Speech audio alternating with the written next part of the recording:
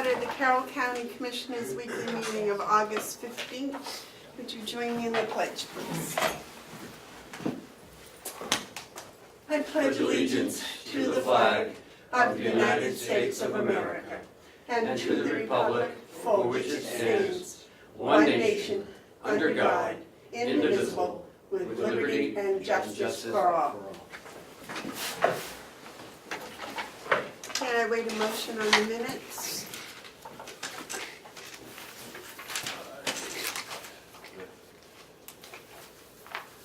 Did you make it, Mark? No, I haven't yet, but I will. I'll make a motion to approve. Second? Okay, the motion's been made and seconded to approve the minutes of August 8th, 2018. Are there any additions or corrections? Yes. Yes, David. Yesterday, Ken and I watched the video of the meeting, and there was quite a discussion. I made a motion on how we were going to complete the payment of the elected officials. I think Mark seconded it, and nothing happened, and there's absolutely no discussion of even having made the motion here in the minutes. Is that for 2019? The minutes Chairman. for last week. So, Commissioner Babson made the motion, seconded by Commissioner Hounsell, discussing the rest of this year. The discussion went north, south, east, and west, and never came back around. So, It's hanging out there. it's hanging out there. All right, so, Madam Chairman, Yes. I'd like to postpone the acceptance of these minutes until we can come up with an accurate correction. That's something that, that's a major mistake to not have a motion all the way through, so I think it would behoove us to wait till Cheryl gets back so we can review the tapes again and make the correction at the appropriate time. Okay, so if I'm right, there was a motion made and seconded and it was never voted on. Is that Right. correct? There was quite a discussion. Right. Yeah. So I'd make a motion that we table this motion for now. Okay. I apologize for that, John. Why? Well, because I should have made sure that it was something. So voted it on. went so far in every direction that you got lost. It wasn't you. All right, is there, wait, that's a motion to postpone? Yeah, Why don't we just postpone it, Mark, until we get it? we have a motion on the floor to adopt. the Once you minutes. remove your second, and I'll remove my motion, and when we get back to it next week, we can do Okay. it again. Okay, so we're gonna postpone on the minutes. Okay, is everybody in favor of postponing? Yes. Yes, okay. So public input? No public input. First thing is the Registry of Deeds bonding. Lisa, would you join us, please?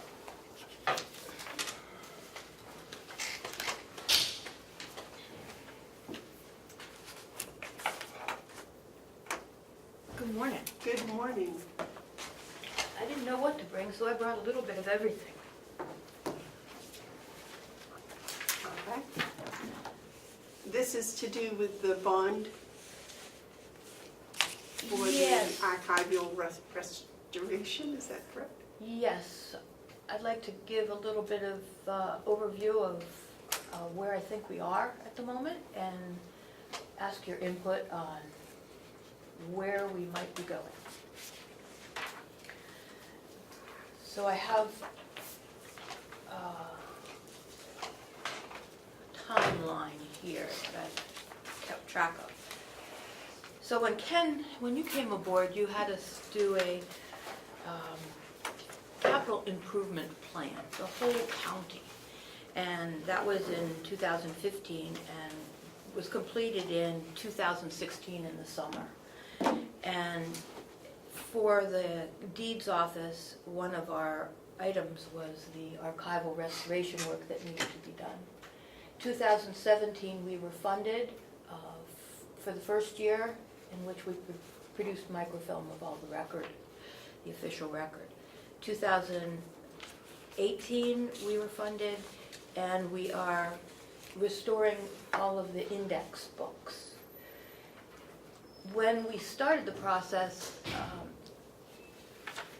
Mr. Hounsell suggested that we look into bonding for the long term. So I looked into it last year and needed to further look into it to see the details if this project was considered a capital improvement plan. We have talked with the bonding attorney, and it looks like because of the long-term life of the project, it can be considered a bonding project. If you look at it as if we were repaving or building a building, that's how you would. Can I again, who was it that said that? The bond attorney. Bond attorney? Yes. What's his name? I don't know how to say the name. Renell? Yes. Laherl. Yeah. Can you spell it out for us, please? It's Renell, Renell. R-E-N-N-E-L, and first name? That is her first name. Oh, I'm sorry. Last name then. L. Capital L apostrophe Huillier. Oh, I lost you after H-U. Huillier. Yeah, okay. And she's the bond attorney for the New Hampshire Municipal Bond Bank. She works for Divine, Milnet, and Branch. Okay. So it looks like the project can be bondable. Last year's, we looked at 10-year and 20-year bonds, and at that point in time, the rate for a 10-year bond was 2.14. I've looked at it again recently, and the rate has gone up a little bit. It's 3.5, and the 20-year is 4.0.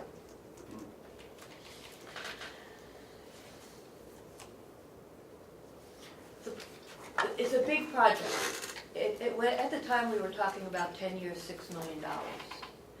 I have gotten a very rough estimate in from this outfit at just over $5.1 million. So what I've asked the bond bank to do was to give us the paperwork to begin the process of a $5 million bond over 10 years. Excuse me, but it will go out for bid once you get the bond. It would have to go out for such a big job. It would have to go out for bid. The application deadline is November the 9th. And the alternative to bonding would be to continue every year to ask to put in 1/10 of the amount in the budget. It would be no interest payments. My feeling is that we should proceed with the bond, and at a latter point in the year, the delegation and the commissioners make the choice as to whether to take it out of available funding or go with bonding. Mark, you had recommended a bond, why? What I said was, if you want to do a project of this nature all at once, like within a year or 2-year period, you'd have to bond it. I presented that as an alternate to annually doing it over a 10-year period. You know, bond the money, get it done, pay off the bond. That's a way of doing it. I don't want it construed that I support necessarily a bond. I just want to present that's an option, and you know, that's the ones the registry is pursuing. Looking into it, this is a unique appropriation, if you will. I think in this instance, the people that need to be convinced would be the delegation. If the delegation is presented the information, the options, they may choose to do it over a 10-year period at $500,000 a year, or they may continue this way, or they may bond it. It doesn't really matter to me so much as getting the work done. That does matter to me. That's the goal.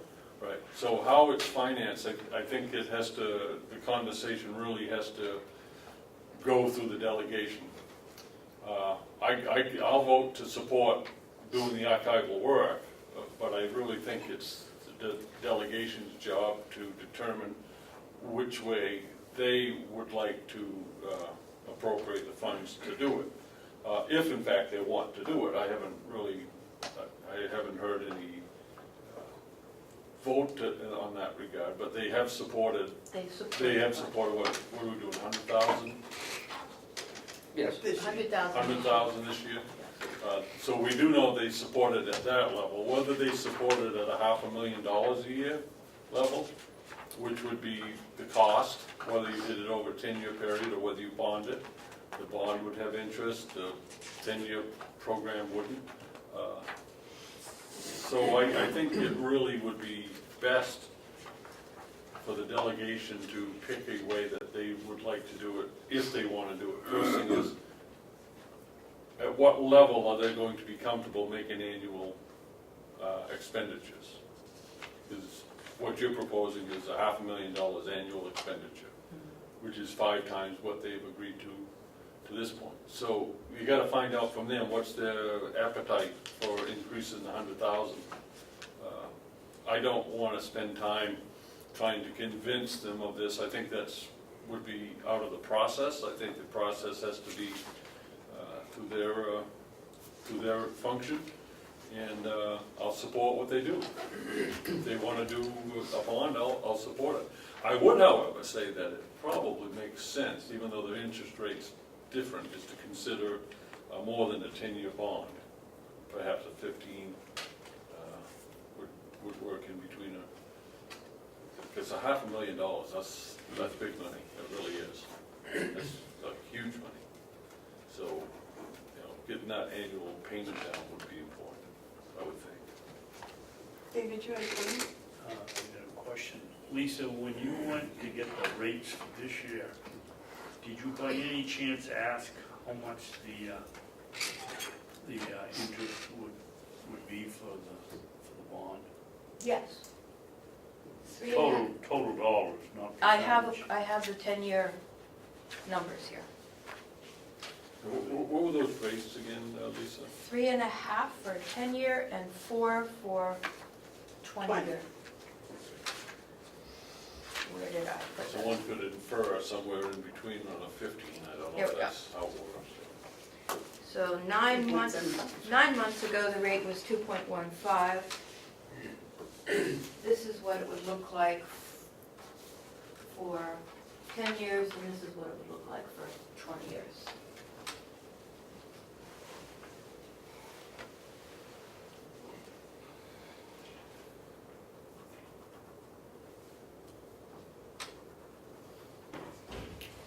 And I believe that there's an RSA 33 or something that talks about the present. Well, there's many RSAs.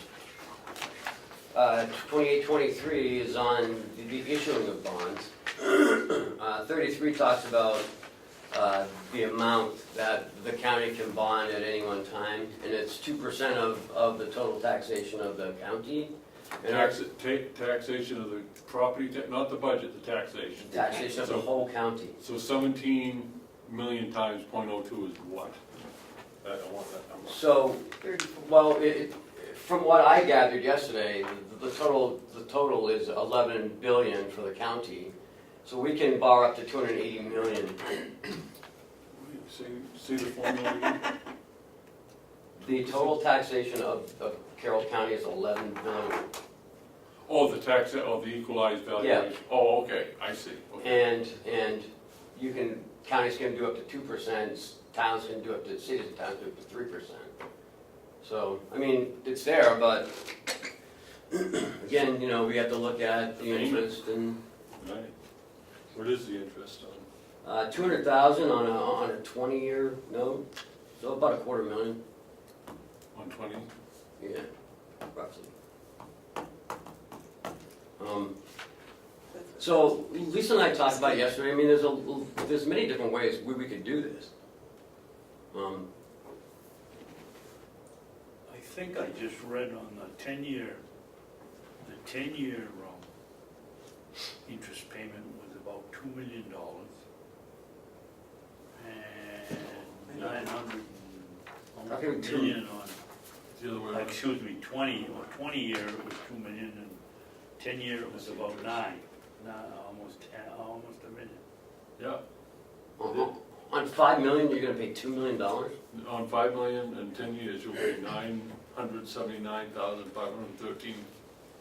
Almost $1 million in interest over 10 years, that's not even. Well, and that's what we were talking about yesterday, because there's, right now, all the counties just, budget 100,000 or whatever, 150,000 a year, and that's what they do, they just piece it as they go. Rockingham just finished theirs, right, updating all their stuff?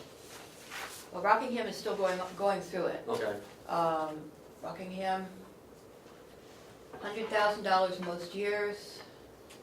Depends on what their budget is for the year. Sometimes they go down to 70, sometimes they go more than 100. Sullivan County is all done. Cheshire County is all done. Grafton County has $1 million in the works. Merrimack is mostly done, but they, in 2016, spent $20,000.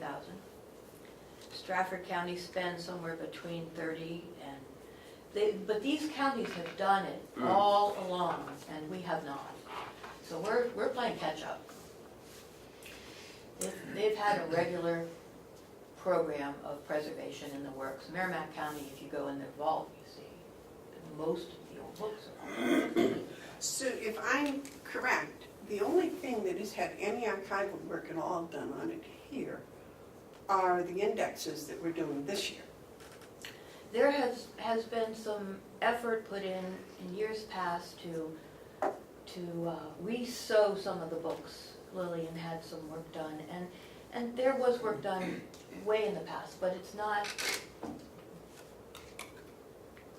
protected them in the way that this will protect them. In this case, they'll be protected in a mylar sleeve, and they'll be bound back up again after they're deacidified and cleaned up, and they will be protected instead of resewn. The paper is brittle.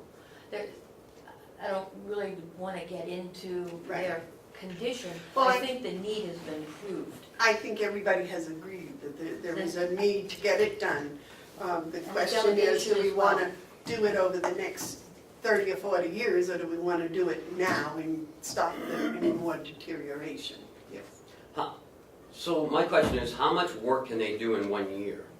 They can do quite a lot, but I don't think we want to ask them to do it all in 1 year. No, so what I'm trying to say is, even if we bond it out.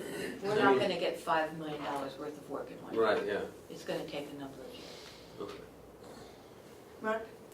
So if we slog along the way we're doing it, how long will it take before the project's done? Is it fair to say 50 years at $100,000 a year for a $5 million project?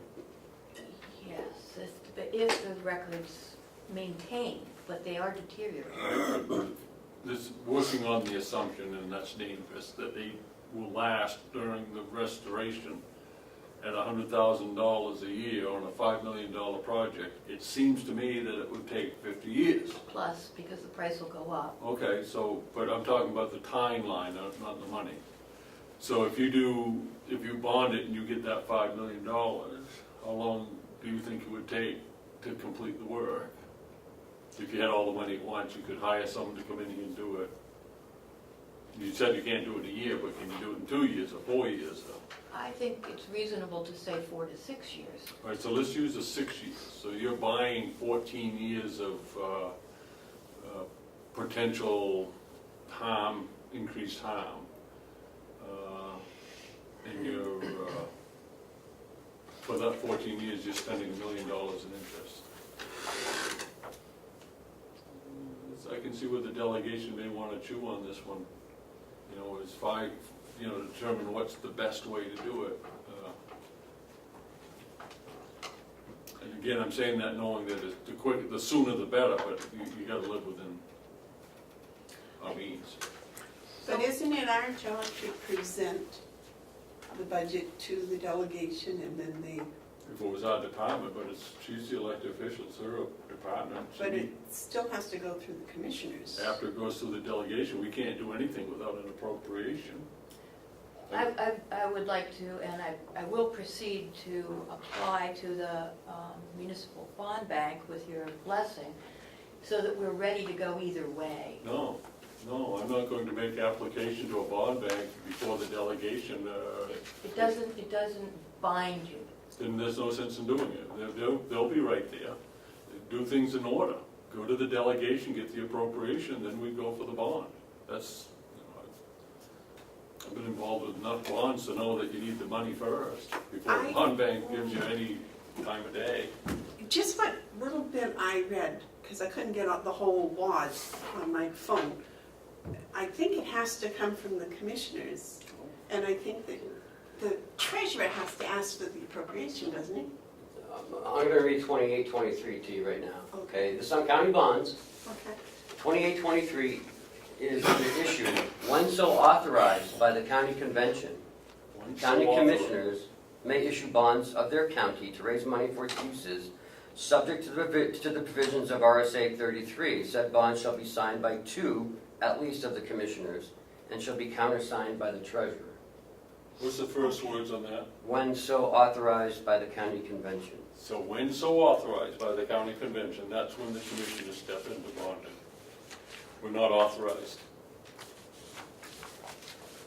I have the feeling, I should say feeling, because it wasn't voted on, but it was discussed that I should move forward with bonding from the delegation, from my subcommittee and from the delegation. So that is what's prompted me to go there. Yes, they do have to vote to do this or fund it in some other way. I agree with you completely. And then it will come back to you and 2 Right. would need to sign it. I'm working on the assumption that some method of funding for 2019 will pass, whether it be in the regular budget or whether it be through bonding. You have to work that out with the delegation. What method they are going to appropriate the funds for Okay. or authorize. It's premature for us, in my opinion. Well, I think I like to let you guys know what I'm doing. Oh, I know, I That's appreciate why that. I'm here, Yeah, is a yeah. recap and this is the direction I'm moving in, and But you had made mention of applying to the bond bank. it's quite a process. All the towns need to give their data on how much debt they have. It's quite a long application, so it's going to take some time to get all the data. I believe I was told there was no obligation with the application. So in my mind, I like to Right, get is things, there a get my financial- ducks in order. So why wouldn't you be able to do that? Go ahead and do that without us. I'm informing you, that's Okay, all. yeah. Well, we need to be careful because there's going to be some costs incurred with the bond council. So, I don't know if With there'll the be any more application? at this point. I don't believe there'll be I any just more. want to let you know, that's all. There is no cost with the application. No costs for the application, from what I understand from telephone conversations. The applicant- And a lot of this research you have to do, and you have to do it, right? I have to do it, I have to have the finance office help out with some of it. Okay, I don't know what our debt limit is for the county, for instance. things of that nature, all right. The parts I can do, I'm glad to do. Yes, ma'am. So you've been in contact with the new, with the Divine Millimet as bond counsel. Yes. That invoice is coming through your office? It did not. Where's it coming from? Who's paying that? Where's that money? I haven't seen anything yet. Well, okay, so when you get a bill, because they're not gonna work for nothing, I don't know what it will be, but they spent some time on this, I don't know how much time. Who pays for that? I'd say Lisa does, huh? Well, yeah, but what line item? I'm just curious, budget-wise, who's I would take it out of archival. archival, okay. it's archival. I don't have a legal line. Legal has always gone through the business office. That's why I'm today. asking the question, because that has to stop. I don't want other departments going into our legal line without, If it's an employment issue, yes, but this is something different, I'm not sure about, you know, if you get a contract review, absolutely. But, you know, going out to bond, I don't know. You know, I mean, I don't know how much that's gonna cost. I mean, 'cause I know it costed us last year $6,000 just for the tan issue. So, and that, she didn't spend a lot of time on that. So, I'll build that into 2019's. you Budget might wanna, recommend. you might wanna get an estimate from what they have, and you may wanna create a line item For it. in your deeds budget so you can track that. But going forward, I would really like us not to incur any more debt with an attorney on the bond council until the delegation has indicated something. I don't know how you feel about it, but I just soon not use. We have had some recent developments where we're going to have to use county funds for lawyers. And we gotta watch that account. You can go through money pretty quick with attorneys, and so I don't think it's wise for us to use the limited amount of money we have in that line item for bond counsel.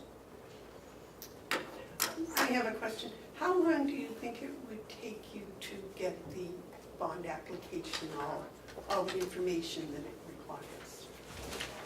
I'm not quite sure. To tell you the truth, it's, Takes a while. A It month will- or two?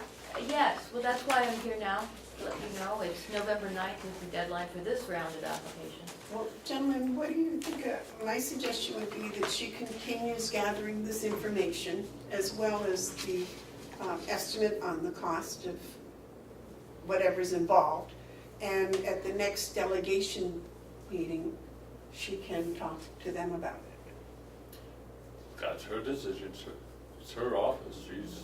She wants to promote something, get endorsements. That's hers to do. I just don't want us spending county money to do it. Other than, she's got her budget, but Would you translate that for me, please? no. No, the translation is no. I don't think we should incur debt at this time until you get authorization from the delegation to even pursue the bond. Now, if Lisa herself wants to go out and gather all this information from all the towns, you've got to call up all the town administrators, finance people in each town and find out what. The municipal bond Or- will do that. or you go right on the DRA website, I think they have the information, I believe. I believe. Well, it's time to gather information. Oh, yeah, absolutely. It is. Well, that was my suggestion, is that she go ahead and gather her information that she needs. And then get the feeling from the delegation at the next delegation meeting. I guess I don't understand it. She could do that without us saying to it. Well, no, but I think she's looking for our support. And we did vote to support the archival work. And you continue to support the archival work. This is a different issue. This is an issue of incurring debt as we pursue an option. That, I don't think I've ever seen any discussion in the budget process where there was money set aside for pursuing a bond. Now, she says she has it in her budget, okay, and the archival, that's fine, she's got it, she can do it. No, I'm not talking about the lawyer, I'm talking about getting information as to what the attorney would cost to get those estimates. No, But not to actually do it. She can go to the DRA page and get the information and work on that. I think that's gonna take some time. That's what, time is money.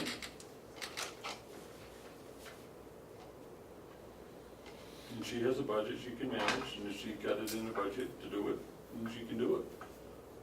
if we endorse it, then that opens the door for us paying for it. And I don't want to do that.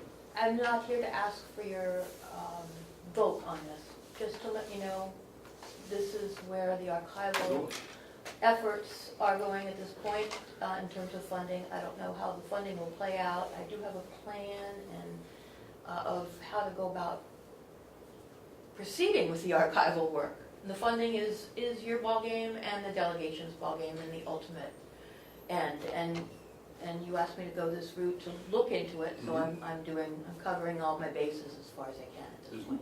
There's no So question that you're doing the right thing, because you have some absolutely critical data records that need to be taken care of. Yep. And so there's a sense of urgency, and I do appreciate that, and I thank you for doing that. I think the people of the county are well served for you doing that.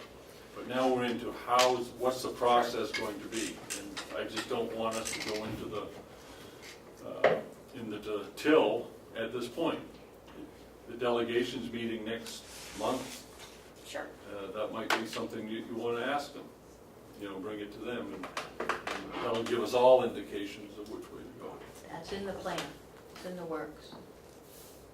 All right, any Okay. other questions for her? Go for it. All right, well, thank you for all the work that you've done, Lisa. That's Welcome. Thank you. a lot of hard work. Well, she hasn't seen anything yet. I know, Madam Chair, yes. just looking at this bond bank raises a question with me. When and if we start this project, how are payments going to be made?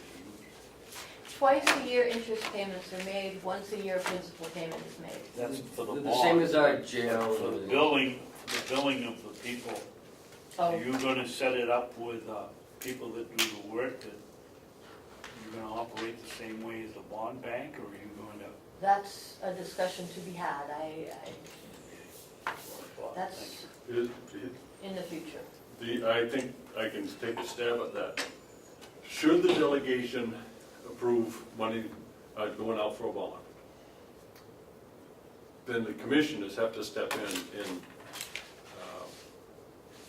oversee the bond itself and the disbursement of the funds. At that point, you would probably have a contract.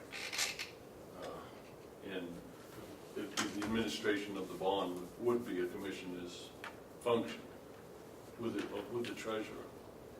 So if they give the approval, the treasurer goes after the bond, we get the bond, we administer it on behalf of the project. And we're a long ways from that. Does that answer your question? Okay. All right, thank you. Thank you.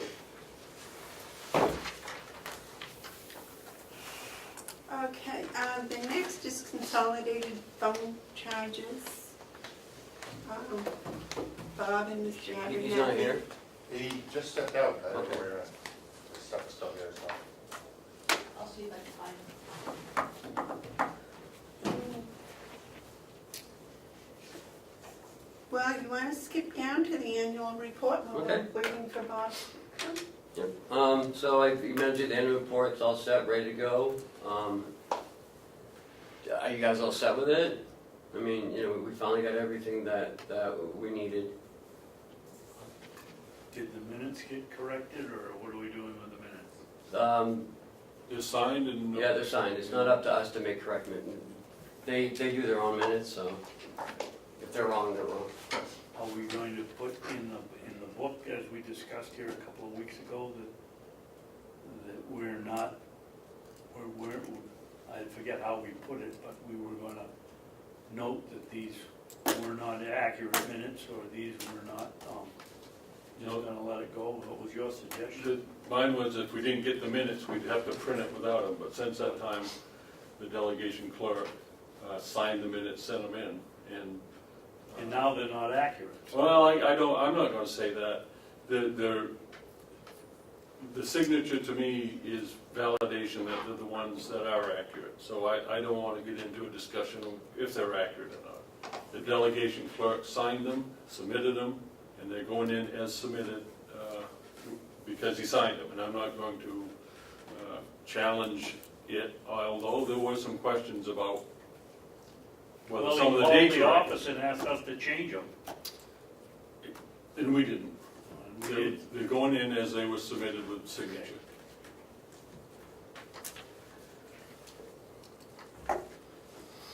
Maybe the I- confidence of the people will allow that, if they have confidence in their government. I thought the department head reports were extremely well done, I think it's very I nice. think it's a very good report, very telling and encouraging. We do have to put in a picture of the commissioners, so that's one thing that we're gonna add in. So do you, we need a vote to publish it? No, I just wanna make sure you guys are happy with it. Well, it depends on what picture you put in for the commissioners. The same one, you guys are up here, not the one with the, The one stand by your truck. My new track. God, I love my new track. Well, we better take a picture of the front of it then. My new track, you're funny. Okay, what I'm, About that. so we're all set with that. Thank you very much for all the work that you've done on that, Commissioner Hounsell. And Cheryl, we will have to thank her, don't you? The hiring document that we, Let's go back to the phone. no, he's not here yet, so we need another 2 minutes. the hiring document that we postponed from last week. Any additions or corrections to that?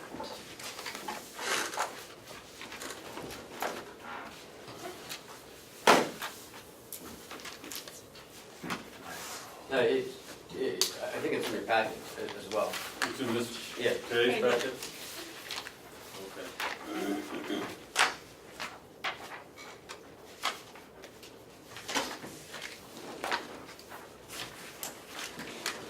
Oh, that's the vendor form, sorry. Maybe I didn't put it in. Yes, I did, okay. or I brought mine in last week, so David has one too. No, I get it. So this one right here? Yeah.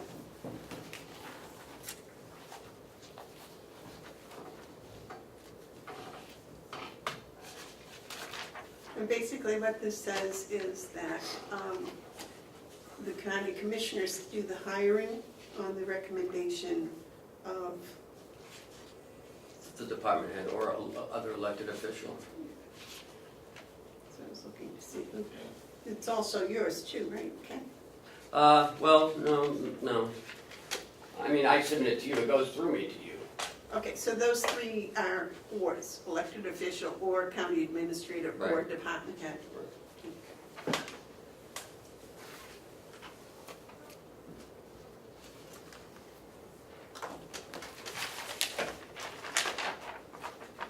And we get a copy of the application at the Yep. same time. Gentlemen, I make your pleasure on this one? Ready? Yeah, I think that we should put or instead of a slash. Okay.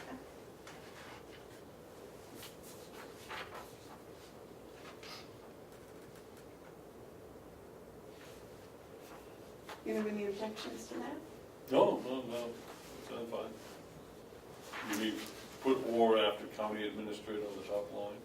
No, down here, elected official or county administrator or department head.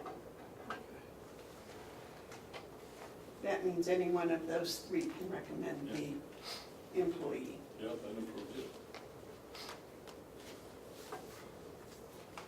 Anything else you'd like to add to this? I got a question. Yes, sir. If an elected official or someone or a department head signs the top half, and it goes to Ken, and he doesn't sign it because he doesn't concur, does it then not come to us? Or does it come to us without his? They come, With the or in there, it would come to us. Okay, Yes. okay, but would it also come with both? No. one or the other. All right, so if we have a department head that signs it, and I would be looking for Ken's concurrence on the same document, or non-concurrence. In other words, I don't want a department head coming in with employee hire recommendation without knowing what the county administrator thought.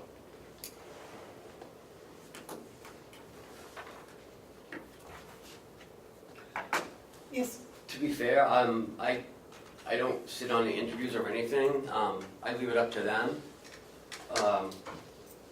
But if I brought this to you and I had an issue with it, I would express it to you prior to you even getting this. But I think, I like to have a tight ship here. okay, And what I'd like to do is have a department head come to you with a recommendation. And then you comment up or not down. I want to know where you stand on everyone okay. that comes through. You know, I don't want you being silent. I want to, you're our eyes and ears on a lot of this stuff, and all of this stuff. And so if a department head has a recommendation for hire and you don't agree, we need to know that before the hire takes place. Mm. So I think the document should actually require that you do sign the bottom or comment on the bottom on every hire. you know, I have enough faith in our department heads that if they present a person for hiring, and Ken peruses, you know, I would think that he has faith in his department heads also, that it wouldn't require that he sit in on the interviews and I'm not sure he has the time to do that. Yes? I don't mean for him to get involved with the interviews. I want him to be involved with the checks and balance of the thing. It's not a matter, for me wanting this is not a statement I don't trust department heads. I do. If I didn't, I would work to get rid of them. And when they bring a recommendation, I take it serious. But at the same time, anyone can make a mistake. And I think many eyes are to our advantage. So, you know, I don't not trust department heads in this process. I just want to have the complete assurance that everyone has looked at this. So, if I may? Yeah.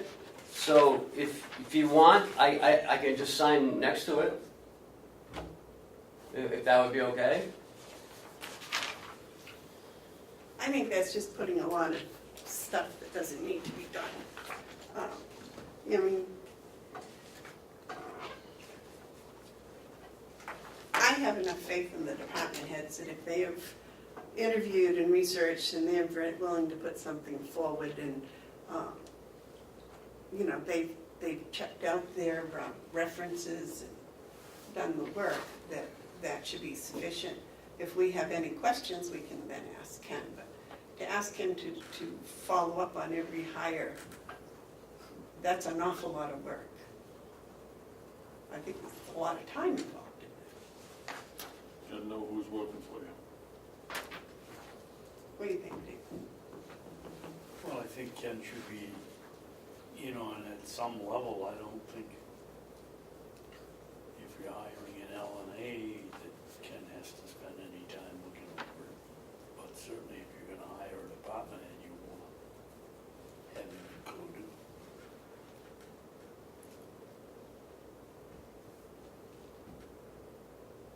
Well, I don't think you'd have a department head signing this if they were being hired. But You wouldn't have a department head No, signing this if I you were would being sign it. hired. Ken would be in charge of hiring a department head or anyone of that that's what level. I say, at that level, he should be included. And that's Lower what the level, OR is here for. He doesn't need to be. Well, I think the form itself implies that he's going to be doing it. It's reading from the bottom part, it says this information is being forwarded to you for your action. Based on the above recommendation review of the application, I concur with the hiring of whoever.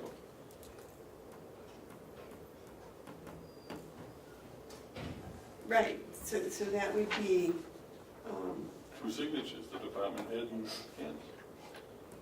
no, Ken's is on the bottom. Ken could be on the top and the bottom, the way this Well, I moment. don't think he needs to be on the bottom, because the bottom just is his concurrence. The bottom says based on the above recommendation, so the recommendation is the top one. The second one is concurrence with the recommendation. I think the form is fine, I just wanna, whatever, okay. Well, the bottom has to be signed by Ken anyways, because it's from Ken. It's from Ken. To us. That's his recommendation. The top part is to us as well. What everyone's saying is the top part can come to us without the second part. I've talked to them. Also, the department and office ought to be moved over under where it's supposed to be on the application.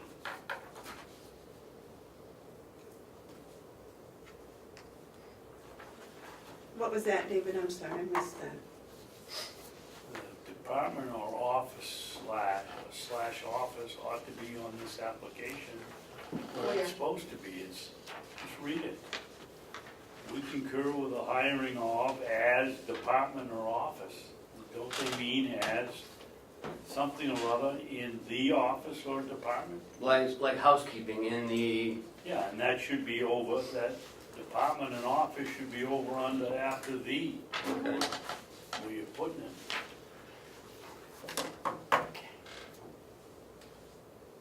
And I would make it, if it were me. Well, it's your I form. would make it as a L&A, housekeeper, laundry person, whatever it is, in the, and then the officer of the department. Okay, I got, so you would say, I would concur with the hiring of David Babson as a LNA in the, I'm not coming to work here at 11:25. you, okay, but I just want to make sure. Pumpkin patch monitor. All right, so now, what do we do with this? I can change it and then we can do it next week, or, Okay. Changed, so I'm gonna approved next week. I'm gonna put as a, then move department office over here. And change the slashes to ors. And then am I signing it down here? I think I'd like to see it. I'd like to see.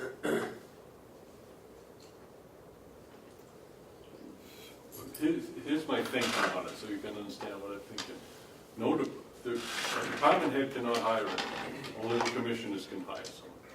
So, very wisely, it was determined that the commissioners would go forward with the county administrator to help the commissioners.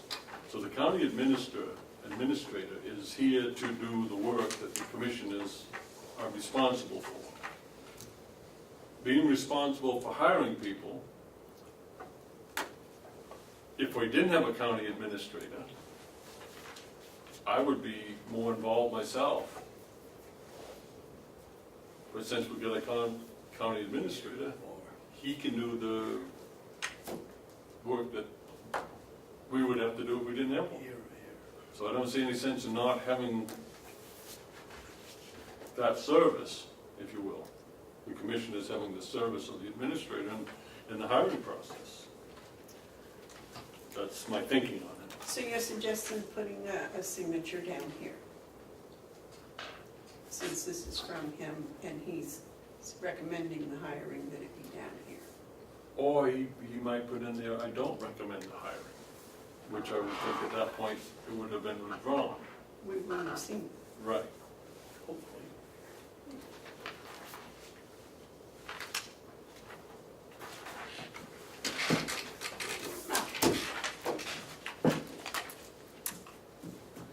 Yes, I do think we need to have an eye on who's being hired, nursing home as an LNA. Okay. Okay, so let's see, we took care of that, so we're back up to the consolidated phone charges. Mr. Murray, Mr. Rich, and Mr. Abernathy, would you join us please up here? Abatel? I'm sorry, did I mispronounce it? Oh, yeah. What is it? Abatel. How do you spell that It's part? hard to spell, but A-B-A. Oh, they didn't spell it right on the, ABA what? A-T-I-E-L-L.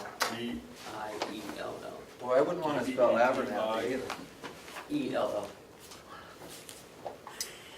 I still don't. Kathy, look there. it's still written Abernathy on the Oh, agenda, so. Would you please read that, spell that name A-E. A-T. for me? Yeah. I-U-L. Okay, let me see. Bob, would you like to give us a background of this, please? or tell Good us morning. what you can? I've brought Mark Hounsell from Consolidated Communications with us. As you know, the last couple of years we've been working on upgrading the technology here at Carroll County by bringing in fiber optic, upgrading the phone systems, the internet, everything to do with technology communications here. And it's been a long process, much longer than I anticipated, which kind of led us to the final stages of the system by putting in the phone system here at the administration building last year and implementing a lot of these conversions. We brought in high-speed internet phone lines to Mountain View, a high-speed phone line here, high-speed internet which takes care of the whole county. And of course, we had to budget for this. We also, there's also a contract, kind of the last piece of the puzzle, I would say, the Fairpack contract. Yeah, it's 121 lines, yeah.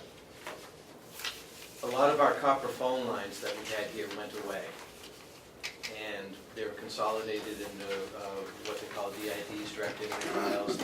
They're the high-speed phone line. At a significant reduction. We were paying around $35 a month for these phone lines, these copper phone lines, some of which we still retain, based on the contract that you should have there. But we lost an awful lot of them. A lot of them went away, and the costs were reduced from about $35 a month down to $18.49 a month per. But in order to get that rate, we need to sign the contract and commit to 3 years on those phone lines. Now, we're always looking to reduce, so I've asked Mark to put in a clause in the contract, which you'll find in section 9, I believe, that allows me to reduce up to 50% of those copper phone lines in any one calendar year without penalty. The Sheriff's Department still has quite a few copper lines, and we're going to be looking to reduce those in the future, so that will be the majority of where they'll come from. So, aside from that contract, we had to budget for our new phone system and internet last year. And based on the available information that we had, we came up with a number. And it turns out that that number is going to fall short. And at some point, I'm not sure when, at some point we're going to be asking for a transfer to cover the difference in funds. Was it a contract? No, the contract is in line. The fees that we were given for the services, the telephone, the internet, the PRIs, which is the high-speed lines, are all in line. They're exactly where they should be. But there were some missing numbers that we did not have at our avail. Telephone numbers? Or what were you using, missing numbers? They were essentially Budget numbers. Budget numbers. That weren't in the contract? That's up to discussion. Okay, David? I get the distinct feeling here that somebody's hiding something. What didn't we get? What was the price, and what were we quoted, and what are we missing? We were quoted for all of our fees and services that we received. The number that I did not have were what they call pass-through fees, government fees, taxes, and surcharges. How much?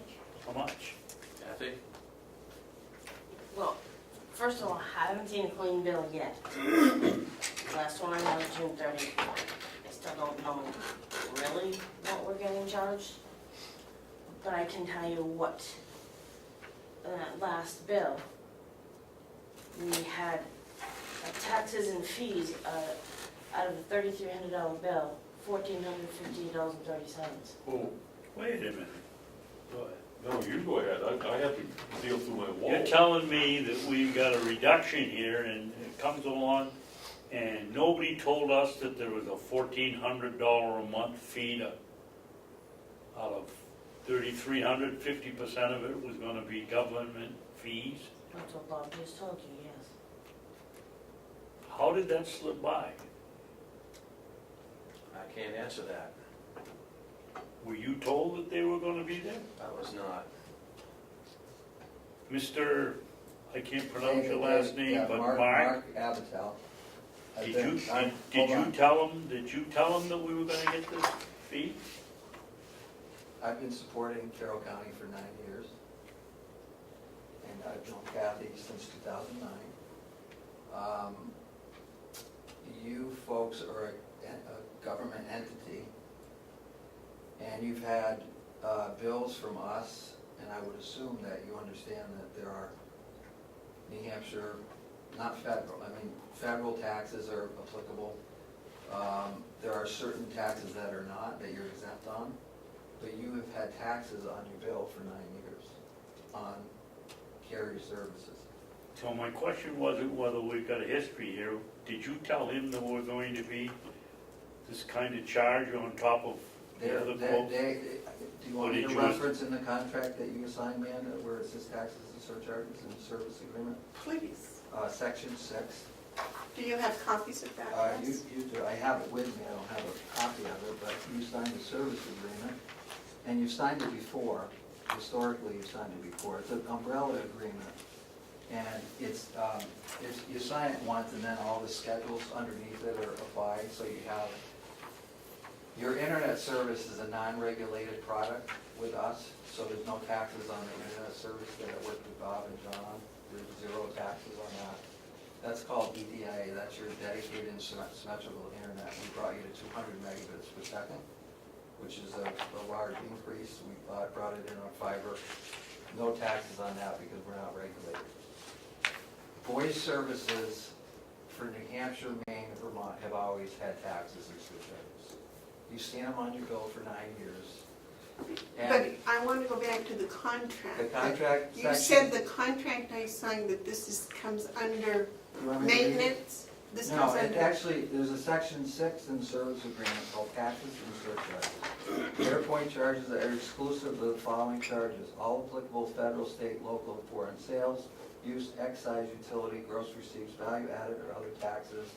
All applicable surcharges, including but not limited to charges to recover amounts Fairpoint is required or permitted by a government or quasi-governmental authority to collect from others to pay in support of statutory or regular funds, universal service funding, license tax, permit fees, franchise fees, etc. Those have been on your bill for 9 years.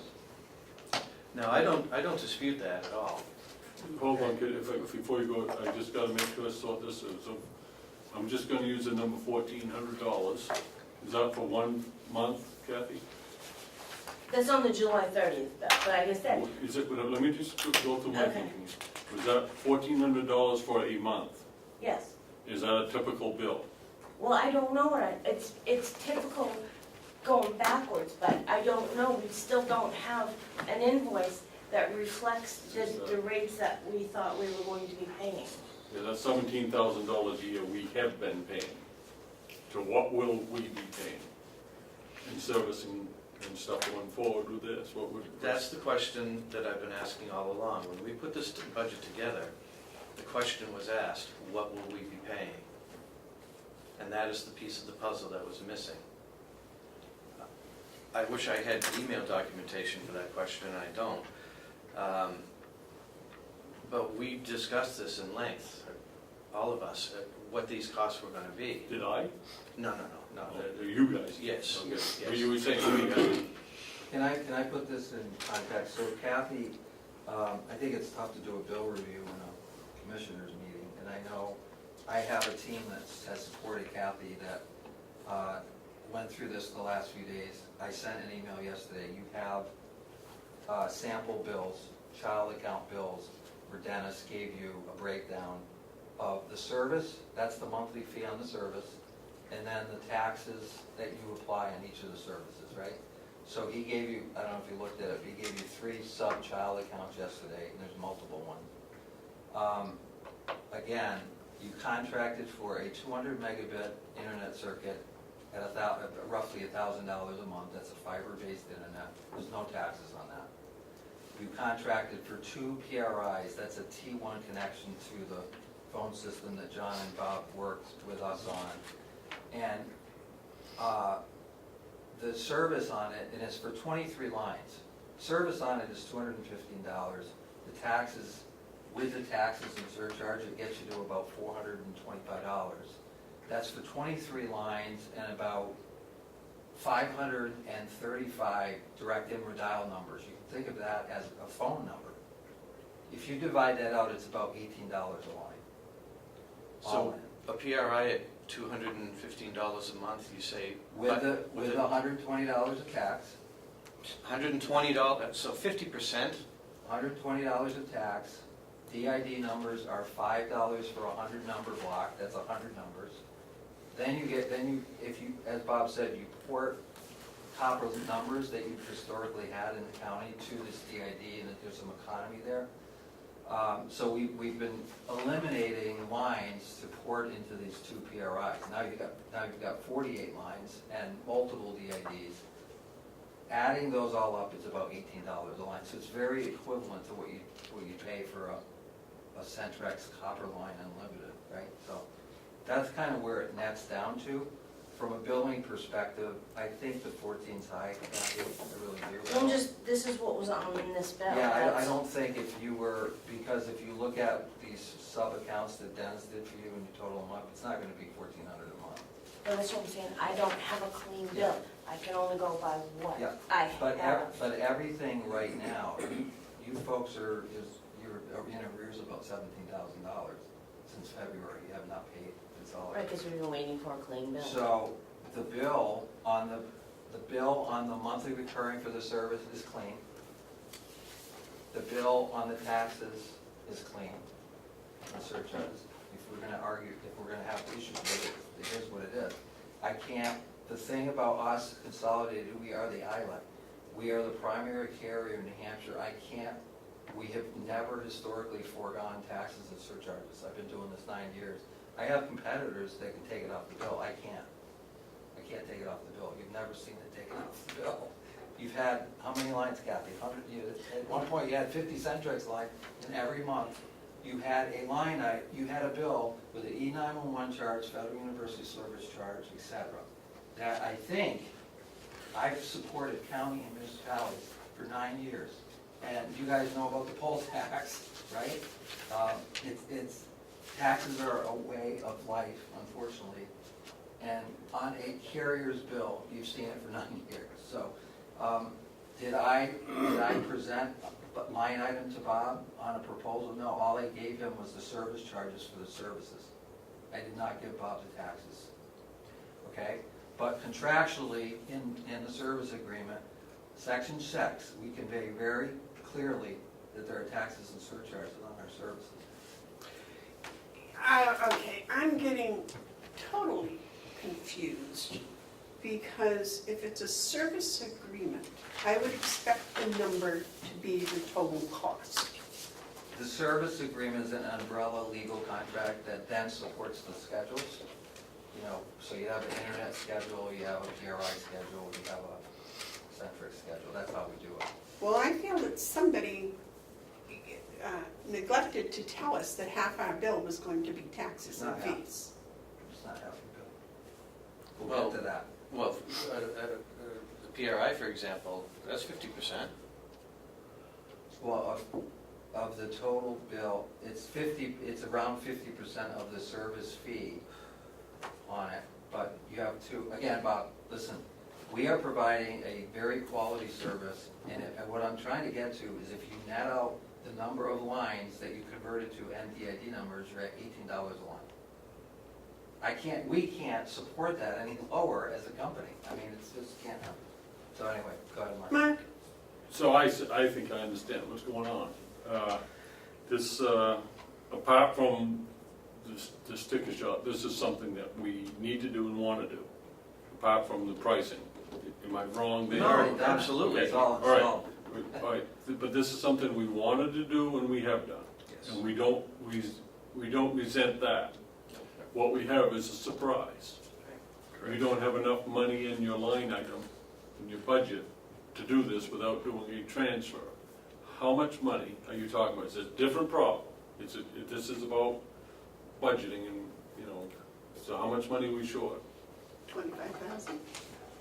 You know, Like I said, it's hard to project when I don't know what we're gonna land on. The July 30th bill still has higher charges for stuff, so I don't know what to expect. And multiple accounts. This is all supposed to be on one account, one bill. Right, Well, I'm we're not going supposed to to eliminate approve- child accounts. I'm not going to approve signing any contract without knowing what the costs are. Just flatting Yeah, out. Mark, I It think- doesn't matter if it's consolidated telephone or if it's anything else. I Mark, need to know I what the think we're cost. close. What I can do with Kathy is you can get on a call with Dennis. He's got most of the data I got yesterday, so I pushed it for this meeting. And again, he did a sample of 3 child accounts, but the bill today is correct in the monthly recurring for what was on the contract, the PRI price, the taxes obviously are what they are, the DIDs are correct, the one, and the EDIA is correct, and it's 200 meg, you guys are confirmation of that. The only thing that's not is the copper lines that Bob and I worked to consolidate into 21, because you're eliminating copper lines, Sure. and you're porting them over to the DID, which is very cost effective. Actually, we're down to 18. Okay, and so what we worked on is I said, you guys have been a customer for 9 years, and I pushed internally and said, they've got to be able to cancel those copper lines, because they've got a DID platform now.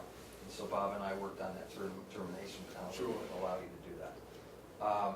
So I think what I need to do with Kathy and my billing team, because I don't do I'm the account manager, is to get to a point where you're comfortable that the bill is right, and I think we're close, Kathy, I really do, I think we're close. I know it's a long bill, but Darlene had a question on, do you want it parent-child like we did in the past, or you want separate accounts? No, we don't need that because we've consolidated the budget process. Okay. So that was the understanding at the end of last year, that we were gonna get one invoice, not with all the child accounts. We don't need them. That was supposed to go away completely. This is stuff that we've been asking for since last year. And it's This taken- is August. I know. This is August. Thank you very much. This is August, and I'm finding this very frustrating, probably more so because my name is on that contract, Understand. and I had thought that was a bottom line number, and apparently it wasn't, by about 50%, which I find not only frustrating but It's embarrassing. not 50%. It is not 50%. On the PRIs it is. It's not 50% of the total bill. There's not a Okay. 50% tax on taxes. And you're sending a bill that It's not. is very complicated and apparently is not correct. Is that what you're saying? That Yeah. she's saying it's 1,400 and you're saying that's not correct?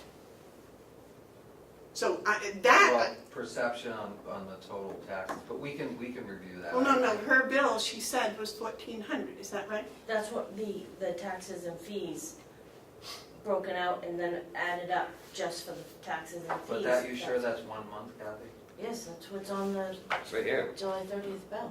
And, yes, so, There is $455.51, which I asked you to explain because I Yeah, can't find anything to document Because I think it. it is close to 800 or 900, so we'll have to look at that. I don't think so you're sending bills that are complicated, that apparently aren't accurate, and it's August, and you're still trying to consolidate.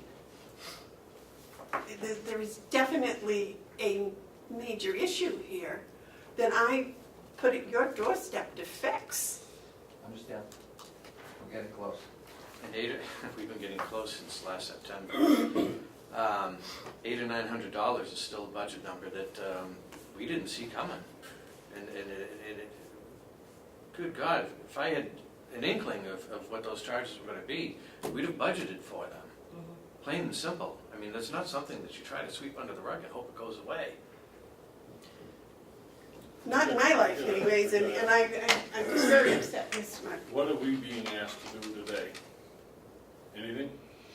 Well, yes, I'm asking you to sign this contract, I'm not gonna sign that. consider signing it. I'm not gonna even consider it. Okay. I gotta know cost. You're talking about transfer, I gotta know how much that transfer is gonna be. We have to, it's more than $1,000, we have to get permission from the delegation. I can't sign a contract not knowing that we don't have the money. And right now, we don't have the money. So, you know, I don't know the other two, but I'm not signing a contract when there's no money. You have, Mark, if I could, you've never signed a contract, at least with us, that has taxes and surcharges in the contract. Well, from now on, we will, Okay. or we won't sign No, it. we need to know what the, Understand. we need to budget it Yeah, understand. for this. It Yeah. wouldn't, we need to know, for budget reasons, before the fact. We didn't have that information. We weren't aware that we needed that information. We've had trouble getting that information. Here we sit today, want to execute a contract, and we don't know how much it's gonna cost. It's, you know, I guess what we will be is stuck in the mud until your company can give us some indication of the budget impact, whether it's taxes or copper wire or anything. We gotta know those things. That It's not- contract that you have Excuse me, now, can I finish? oh, I thought you were. No, I was inhaling,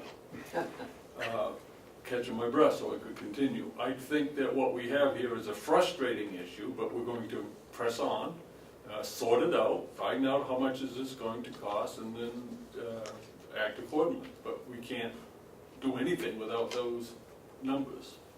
So it's not a, I mean, do you have to have this thing signed right away? No, by postponing it, it's just gonna cost us more money by not signing it, because we're paying $35 a month roughly for these copper lines as they sit. For each, how many times are we paying $35? 18.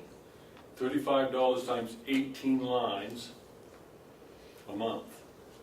That's $700 a month. And by signing this, we get to reduce it to $18.50 a month. But we don't have the money to sign it. Is this a continuation of the contract that we had? This is a piece of the puzzle of all the other contracts that come along with what we sign. We have, bear with me a second. We have a calling plan. We have a service schedule for the PRIs. We have an Ethernet contract. We have a general service agreement. And customer request to modify calling party number on ISDN, I don't know what that is. And preferred carrier change authorization form. These are all forms that you signed to get us to where we are today. Do those all come with taxes and fees? The service agreement Obviously does. certainly does. No, again, the service agreement is an umbrella contract, it doesn't have any products in it. Each of the other schedules have the product in the monthly, and yeah, each of the PRI has taxes and surcharges, the Centrex line has taxes and But surcharges. those are not itemized in the contract. No, They're all covered in the umbrella service It was agreement. referenced. Reference Reference that these services have taxes and surcharges in them, yeah. in each of the separate contracts or in the umbrella service agreement? The taxes and fees were not in any of the agreements. Except It was the referenced, service agreement. right, and it was referenced in a general form that Fairpoint has to pass through taxes, applicable taxes and surcharges. But not the separate contracts. Correct. That's correct. That's correct. David? Madam Chairman, if the board will allow me, I'd like to read paragraph 9 and see if Mark, I've read it 5 times now, and I have no idea what it says. Are you in a service agreement, David? I don't know what it is, He's it's in- on the he's piece in- of paper he's that in we got this. here. This is the, Okay, go ahead. Except as set forth below, in the event the customer cancels this agreement prior to the expiration of the service period, then the customer will be billed termination charges calculated based on the difference between the rate of the term elected and the rate associated with the term, rounded down for the number of months Centrex Plus system was actually in service. For illustrative purposes, if a customer commits to a 5-year term commitment and terminates at the end of year 2, the termination liability would be equal to the difference between the 1-year rate and the 5-year rate for the months that the customer has had the Centrex Plus system in service. Termination liability for fair pack lines Those are Would copper equal- lines, right? would equal the difference between the 3-year rate and the MTM rate for those months that the customer and the system is in service. Notwithstanding anything in this section 9 to the contrary, customers may terminate up to, but not exceeding, more than 50% of the fair pack lines each year during the service period without incurring termination charges, provided that the customer purchases from Consolidated Communications NNE a comparable voice service utilizing another technology such as, but not limited to SIP trunking or PIA DIDS, so-called termination charges shall apply as set forth above by service terminated over and above said 50% threshold in given years prior to the expiration of service. Mark, is that the best they can do in explaining a termination? I don't think there's anybody in this room except probably you that can explain that. Mark? I mean, say, forget all of the initials. There's no way that I'm gonna understand that.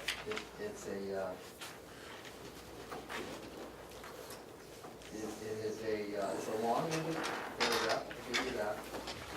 But Well, can you basically- explain? Well, basically, yeah, actually, Dave, the way you do it is, again, regulated, voice services were regulated, and the internet services, I have more flexibility on pricing because it's non-regulated. But we still are, Fairpoint now Consolidated, are regulated by the PUC on what we can charge. That gets into competition, as you know.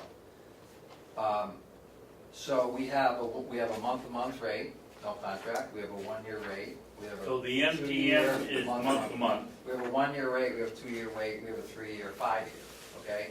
Those all have different monthlies. The 5 years less than the 3 year, et cetera, right? Now, that's why we put the termination in there. You guys can cancel up to 50% of the lines every year, because you've been a customer for 9 years. It's not, we don't have any build-out costs or whatever. But sometimes when we put new services in, we have build-out to deliver service. So we don't want to build out on a month-to-month or 1 year, and then have someone cancel it 4 months later. So we need to get the whole term. It's just the way the business case works of building out a network.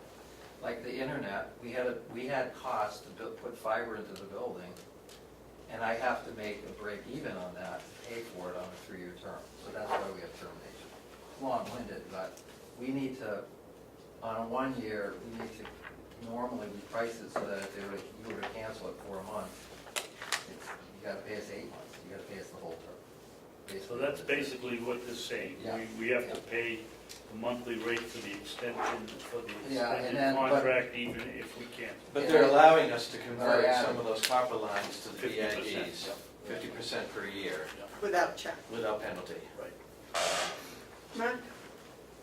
Just before I get into what I really want to follow up on that, so 50% of what's there, so if you've got, I'm just using a number, if you've got 100, you can terminate 50. The next year, can you terminate 25? Yes. And then next year, 12 and a half? It's actually 18, 9, 5, yeah. 2.5. The math is the same. Okay, so I understand that formula. Yeah. This is what I think would be extremely beneficial for me, and I think for all of us. Do a spreadsheet, column A, put down all those different contracts that we have in place. Because right now, I'm only looking at money, whether it's copper lines or fiber optics, you guys know that, I'm looking at money. Yeah, So make a list of all the current contracts, and then the column B, put annual cost, your cost, no taxes. Third column, put associated taxes, then there'll be some, there'll be zero, and associated taxes fee, and have that come down into a different column. Then beside that, Bob, put what do we have in the budget? And that would be column D, I guess. And then that will reveal our shortfall, because what we're dealing with is a shortfall to provide the services that we have and that we need to continue on. It's not that we're on the right path, we just forgot to take enough money with us. Like, we're gonna go around the world, we got enough money to get to England. So we need to sort out the money. And the best way to do it is, like I said, what are our commitments and what are our expectations? Because I'm sure that this is all something that the delegation will want when we go to them for a transfer, because it's gonna be more than $900,000 transfer. Sure is. And even then, it may be a problem. And We can't transfer money we don't have.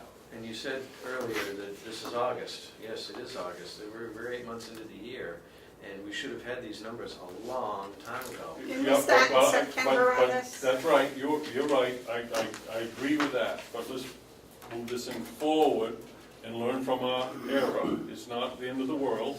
What are we, $17,000 in arrears to you? All right, so a lot of that is because Kathy needs something that she can, a billing that she can understand. So you gotta get that done if you want your 17,000. The 17,000, well, the yeah, that's $17,000 worth of reason for you to accommodate.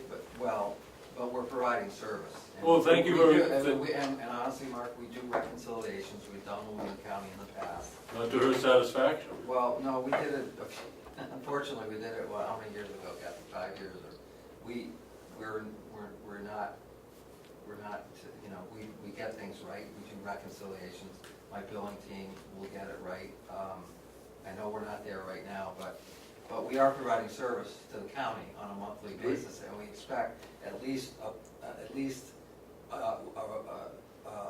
trust that we will get to the rectification of the billing issues, and we've been providing, I think, quality service, would you not say, Bob and John? For the internet, for Centrex, for the PRIs since February, and we've not been paid. Okay, so the minute you give us a bill that this lady can understand, Okay, well, we will sign that check that day. okay, that's So fair. it's on you. That's fair. It's on you. And Well, I don't want to hear that we didn't pay you. But the It contract will doesn't, be. And that's what we've been saying all along, and we've gotten a blessing. We keep saying, well, what do we do with this bill? And I don't remember who said it, but they said you can hold the payment until we work this out. We did get a verbal blessing that we could, not written, we got a verbal blessing that we can hold payment until we work it out. So it's not, I just want to make it clear, because of the camera and the microphone here, that we're not paying because of any other reason other than what I just said. We'll pay you the instant fair. Kathy Armstrong is happy with the bill. Well, it needs to be an accurate bill too, Well, that's what you will be happy if. because I don't think it's quite accurate at the moment. it's very close. Very close. Getting there, but still. We're Very not close. there. All right, can I ask some questions now? Well, I got Okay, a go ahead. question about this. This bill, that this contract that is for the Centrex plus The lines, 18 lines, yeah. when does the one we have expire? It's I believe it's month to month right now. Yeah, they convert from month to month, so that's why Bob said it's better to get it down to that rate. That's a very good rate, I do that with all my schools, so, yeah. And the number is That would be 18, not integrated 21. into the new bill. Oh, it's 18, not And 20, verse well, this 18, one not says 20. 21. I know. Okay, so this isn't accurate anyway, so this would have to be redone. And I assume that there is some sort of a fee and tax on this $14.99. Yes, there's, on a Centrex, it's about $10.65 a month. So the $14.99 is for something, and then there's another $10 a month charge, so it's $24.99. I think, Bob, we're at $18.49, you gotta add the It's $3.50. $18.49 for the service. Add the $3.50 that's right below it. Okay, It's $18.49 per line. And then you have taxes and surcharges that equate to about $10.65 on the board's line. so now we're talking $29. Right. But don't forget, right now, we're paying about $33, $34 But remember- for the same service. I'm talking about trying to budget. When you Yes. think about the budgeting, and I'm thinking, oh, wow, maybe it's going to be $15 a line, or I was incorrect, it's $18.50 a line. And we budget for $18.50, and then all of a sudden, it's another half Well, again as much. Well, Amanda, to Mark's point, and Bob, we can get to what you asked for the spreadsheet, because I think that gets to when we get to the proper bill. Because there's no mention anywhere in this piece of paper about any taxes, nothing. It's on the service. It's there. But it's, Service agreement's an umbrella contract. You've seen I it. got that, I But understand you've that, I seen- heard that the first But time. Amanda, you've had it for 9 years. You guys have you've signed I've two only service been here for agreements. 18 Well, months. the county has so- signed 2 service agreements. So, And they've had a bill from us for 9 years. I am a mathematician, I like to see all the numbers written out and not have to go through the words, because I'm not the wordsmith, these two Understand. gentlemen are. Understand, To have to hunt to find that is, understand. I want it black and white, Mark's correct, a spreadsheet would certainly solve that. We can get there, we'll get there, we're close to being there, so I appreciate your patience. I would like it done within the next week, it'd be really nice, so we could look at this again when it's correctly written. And when you do present that again, please sign it first. Oh, the contract. Yes, No yeah. problem. Gotta make sure it's signed first. Oh, we're getting there. This is I didn't wanna leave that to the last minute, Thank you for that. Okay, ready? Yeah. So Mark, I just need some explanation on like what these taxes Yeah, are. okay, yeah. The FCC line, the line port charge, do you know what that might be? That's a federal communicates FCC tax on carriers, ILECs, us, on the actual line. Okay, so that's $92. And Ken, with the way it works is, anything that any line that is used in a business that traverses interstate. Okay, So you got a Centrex line or a PRI line, pick up the phone, you call Nevada, FCC line. When we use the phone, or When you make the call, only when we make the call? it traverses interstate, not locally, but any interstate calls. Maine. Yeah. Interesting you picked Las Vegas. I haven't been there in a while, Mark. the federal access recovery charge,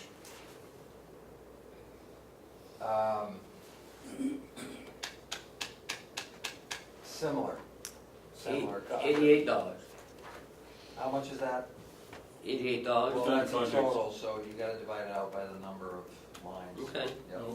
No. Ken, are you giving us what, monthly totals? Yes.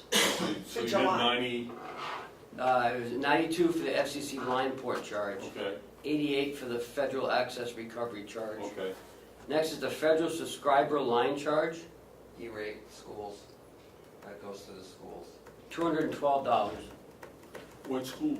Oh, it goes, the money, It goes to the FCC, you know, the USAC E-rate program, and it's a program, a federal program, federal use subscriber line, that is on every carrier's bill in the country, and it goes to a pool, and I sell to the schools, so they get E-rate money back based on the number of kids on school lunch, but it actually goes to a pool to drive and equalize internet services.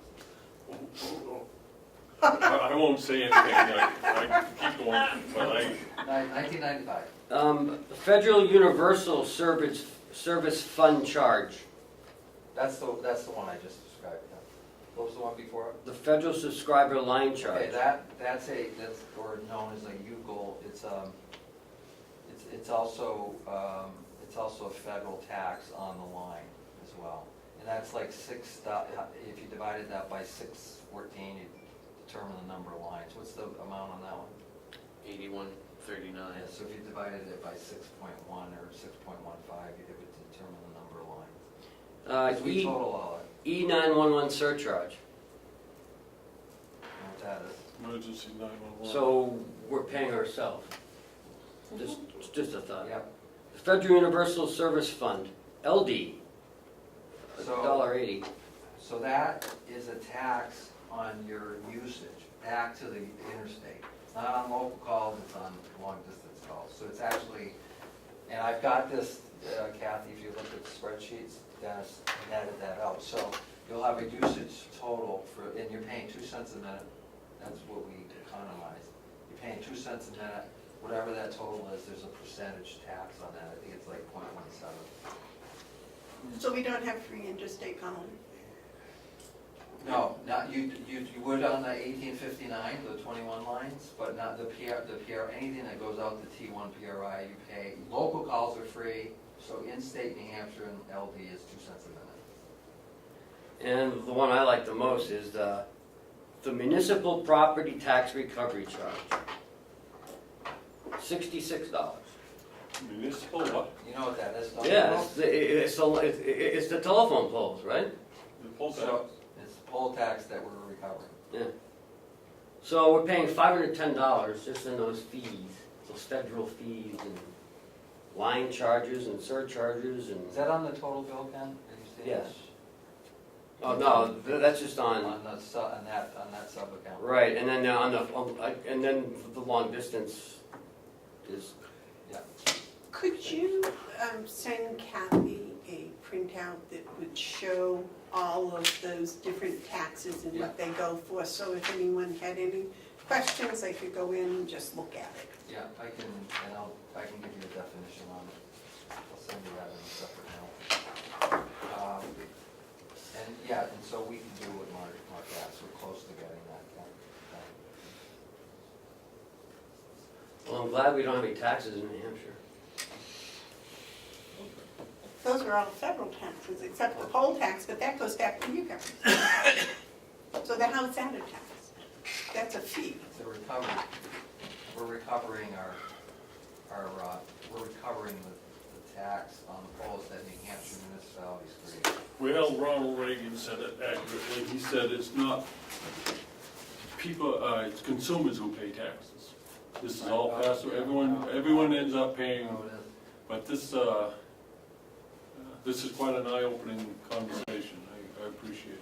Well, I do too, I appreciate your patience, and it is a little bit of a gray area across, I'll call it the sales spectrum, out there, enterprise businesses, government entities. I guess it's an area that probably needs to be, as you said, maybe it's gotta be netted out, because we'll see some RFPs that are dead on, like they got, right, and they'll ask for it, and then there's others just through assumptions, so it's a little bit gray. The carriers are all over the map on their conveyance of it, because first off, it also changes every month. They change slightly.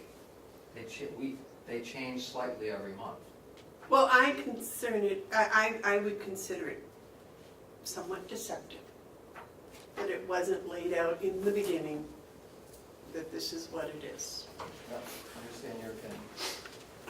Yeah, moving forward, I think we're on the right track, but I'm gonna take a glance backwards. I think it's unfortunate that the marketing strategy of not just your company, but companies such as yours, when they're coming to help a man such as Bob build a budget, that they're not a little bit more forthcoming with these fees and services. It's an easy sentence to say, plus taxes and fees. That's an easy sentence to make, but the impact of that isn't quite so easy. So I would suggest, I mean, Bob, we all learned a lesson here. When we fees and services, we need more description. It isn't that we want to avoid them, we just gotta know what they are. I just made the assumption that you were a 9-year client, B, you have one bill for. Yeah, I that's something I that will invite you. repeat something that I used to tell my students in math class. When you assume, it's not a good process. On both sides, Right. on both sides, customer and vendor.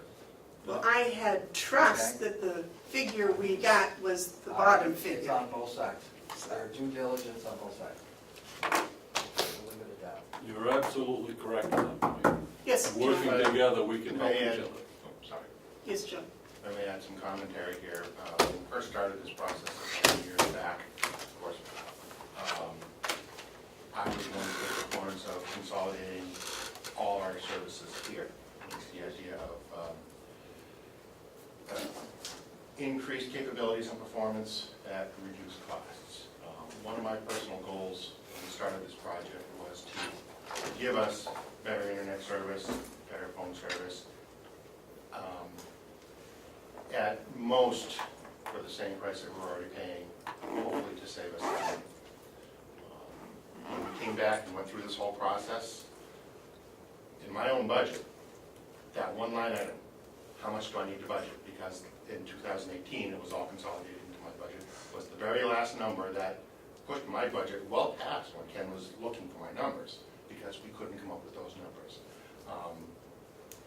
Mark and I had a phone call yesterday, and we had to agree to disagree to keep from literally yelling at each other, because I'm in agreement with you. Okay. That having been said, since we started this, we have, the nursing home is now using a cloud-based product. Our timekeeping system has gone to a cloud-based product. Our ACS system is long overdue for an upgrade. That looks like it's going to a cloud-based product. We would not have been able to do any of these without this.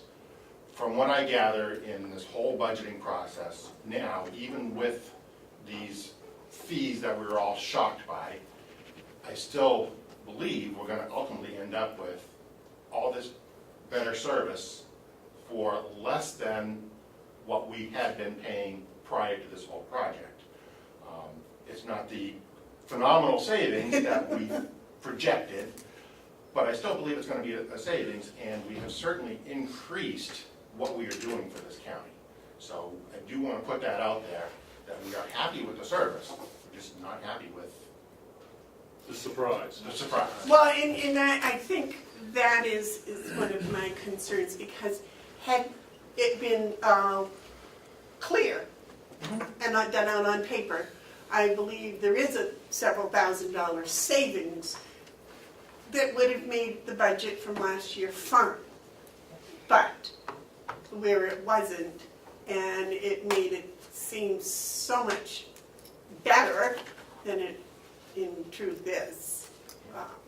That's my, We're certainly getting a superior product, and even if we had done it for even money, I'd have been happy. well, that's what I'm saying, had we known, you And I know, think that's at why the end there of was the day, no we're- need of I think at not the end of the day, being we're able gonna to. be doing it for even money. At the end of the day, we just didn't budget for that even money. Yeah, it's real simple, actually, if you look down to it.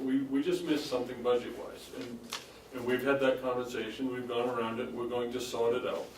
And I don't, we're wrapping up here, I don't want anyone leaving thinking that we don't appreciate the work that's been done. We appreciate the system, it is absolutely an improvement over what we had, and that's what we should all be striving to do, is to improve.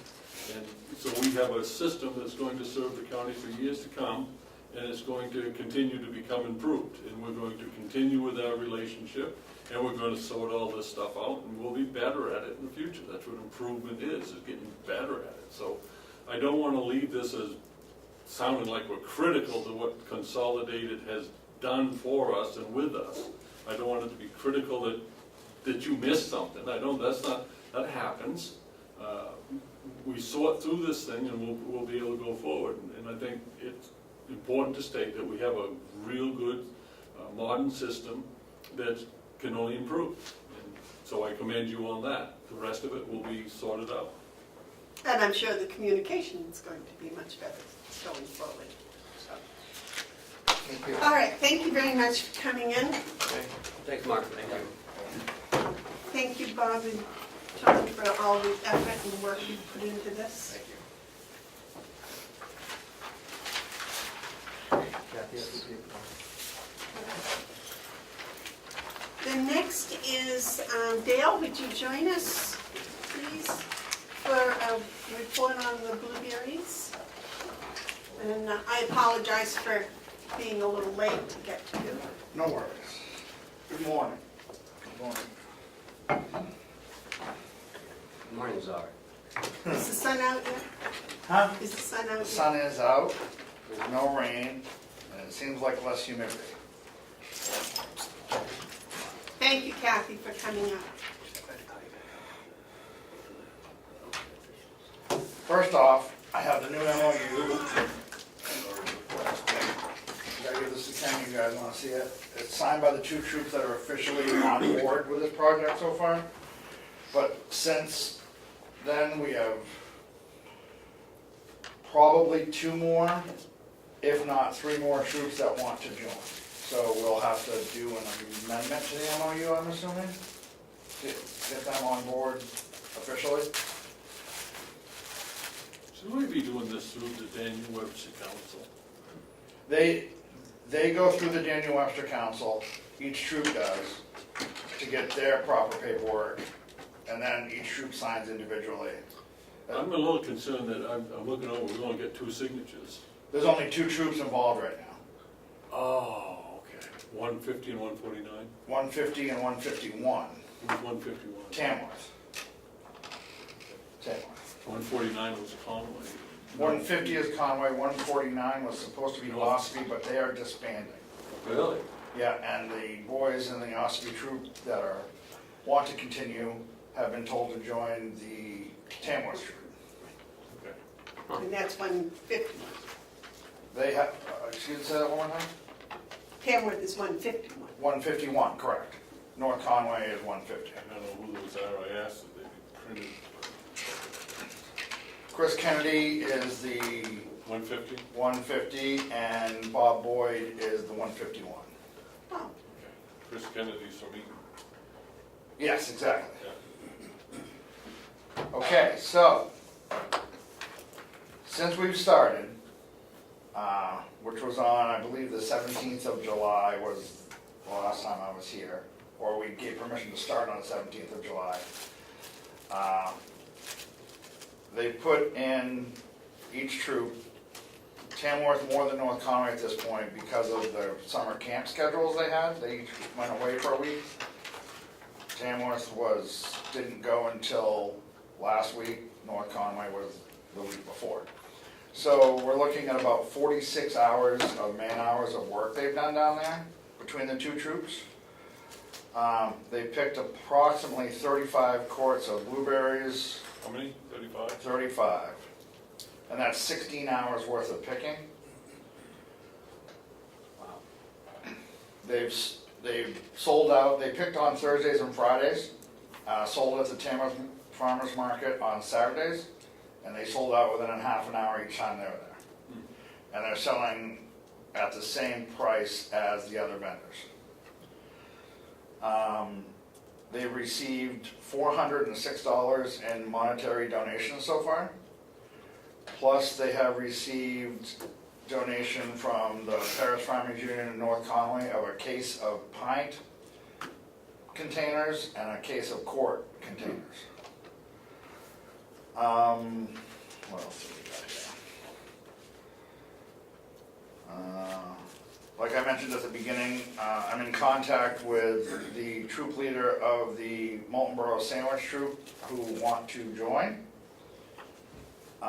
And we have reached out to the Wakefield troop, who I'm gathering is very active in the troop world, the scout troop world, and we're hoping they would be willing to join too, and what we've heard, they probably will be. What else do I need to say? Any questions on that stuff so far? How is, as far as the blueberries, they didn't last very long, huh? The blueberries did not last very long. The problem we had, and well, there's two problems. There was a type of caterpillar that the name eludes me, and maybe David or Amanda, you could help me with it. They were on a bunch of the plants, and they were in groups. They were all stacked on each other, and they curled up from the edge. I have a picture of one somewhere, but I don't know where it is. And so we were dealing with that. They spent 6 or 7 hours going around to each plant individually, picking off these caterpillars and disposing of them. And the problem that they're finding now is, well, not now because they're already all gone, but the birds have raised havoc in there. 2 Wednesdays ago, the Tamworth troop was down there mowing, prepping to pick on Thursday and Friday.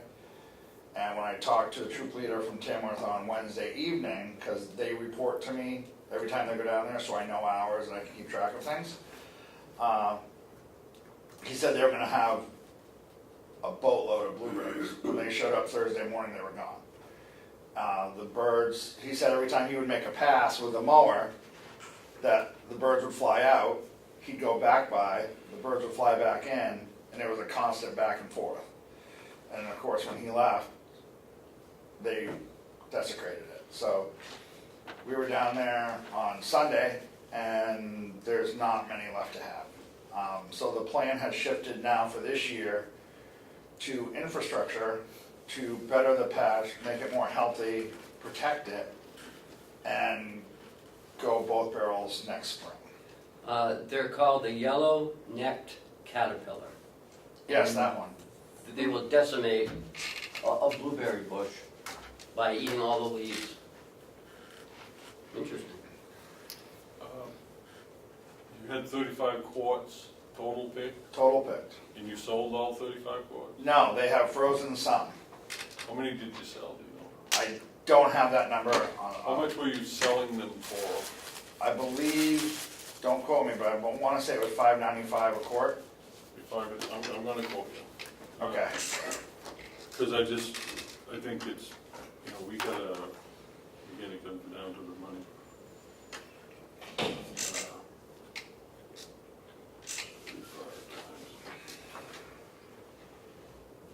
280 dollars.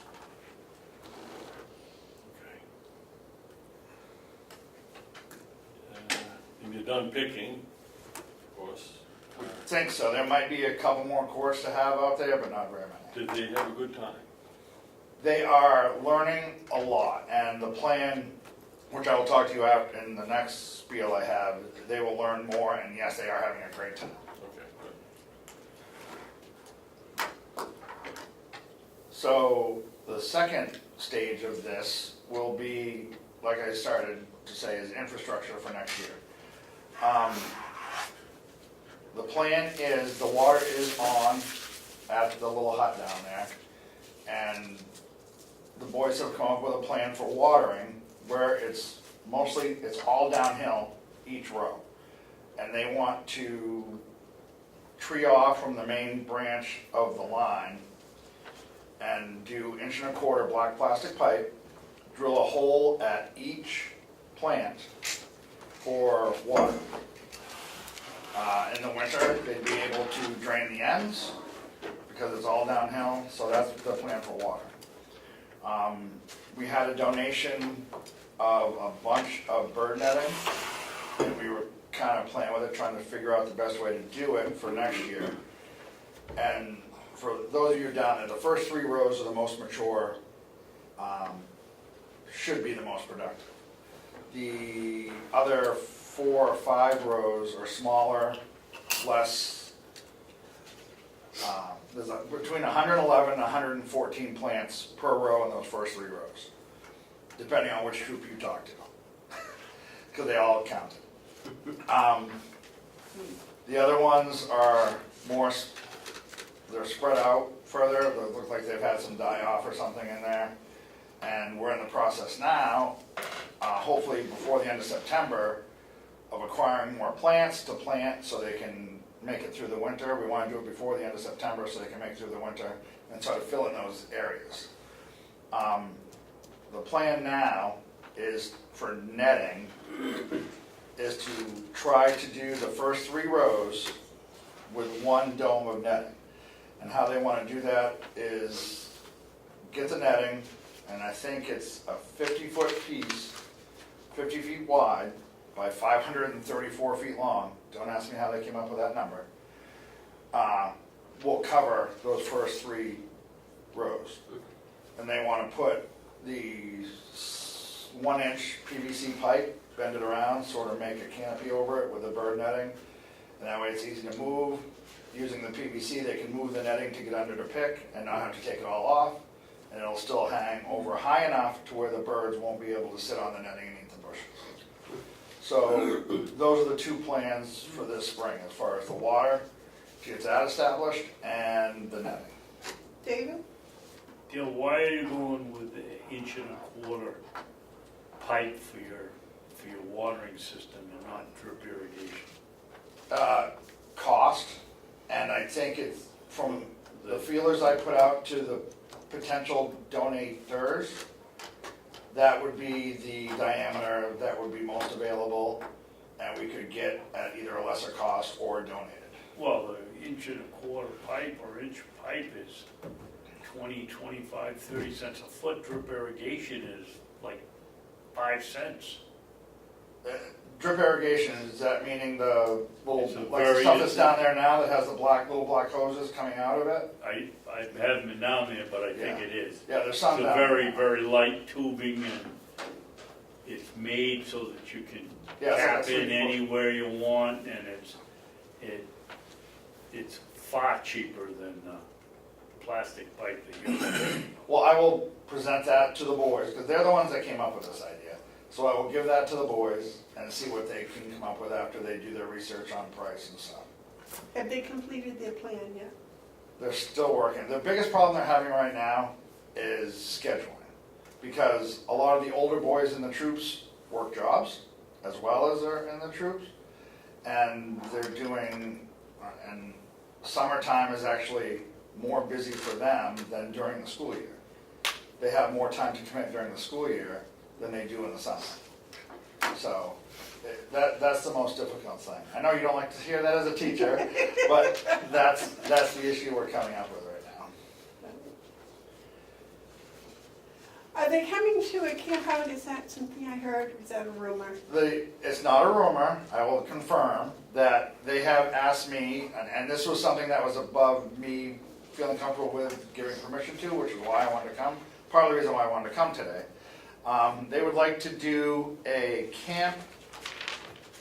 camp/work weekend on September 14th, 15th, and 16th, which is a Friday, Saturday, Sunday.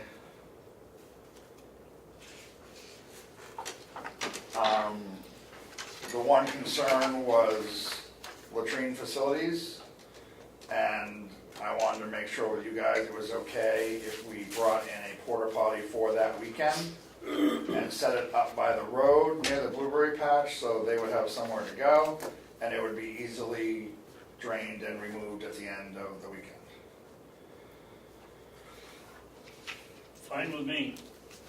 How many scouts do you think?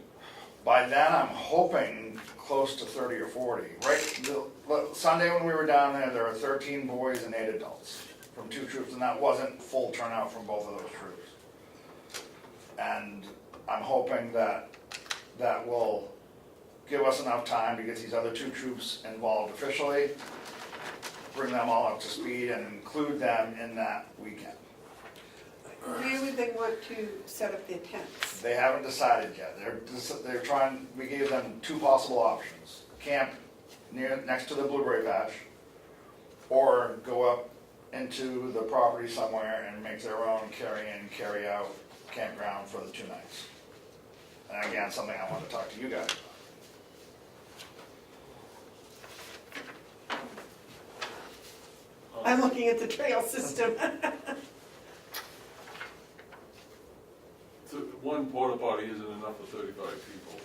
Right. Well, And I'm going back to when I was a scout, we dug our own latrines. well, if they are out in the woods, that's what they would, again, I didn't want to give that permission without talking to you guys first. If that's something would be okay with the 3 of you, I'm sure that would be okay with them because they've done that. But if they camped at the blueberry fields, I figured it would be, Probably for, Right. and there are female troop leaders and there will be females here, so a little more difficult for them. When's Will starting his second cut? He wants to do it this weekend. Okay, so he'd be done with that field by the time they were ready to camp in it. Yeah.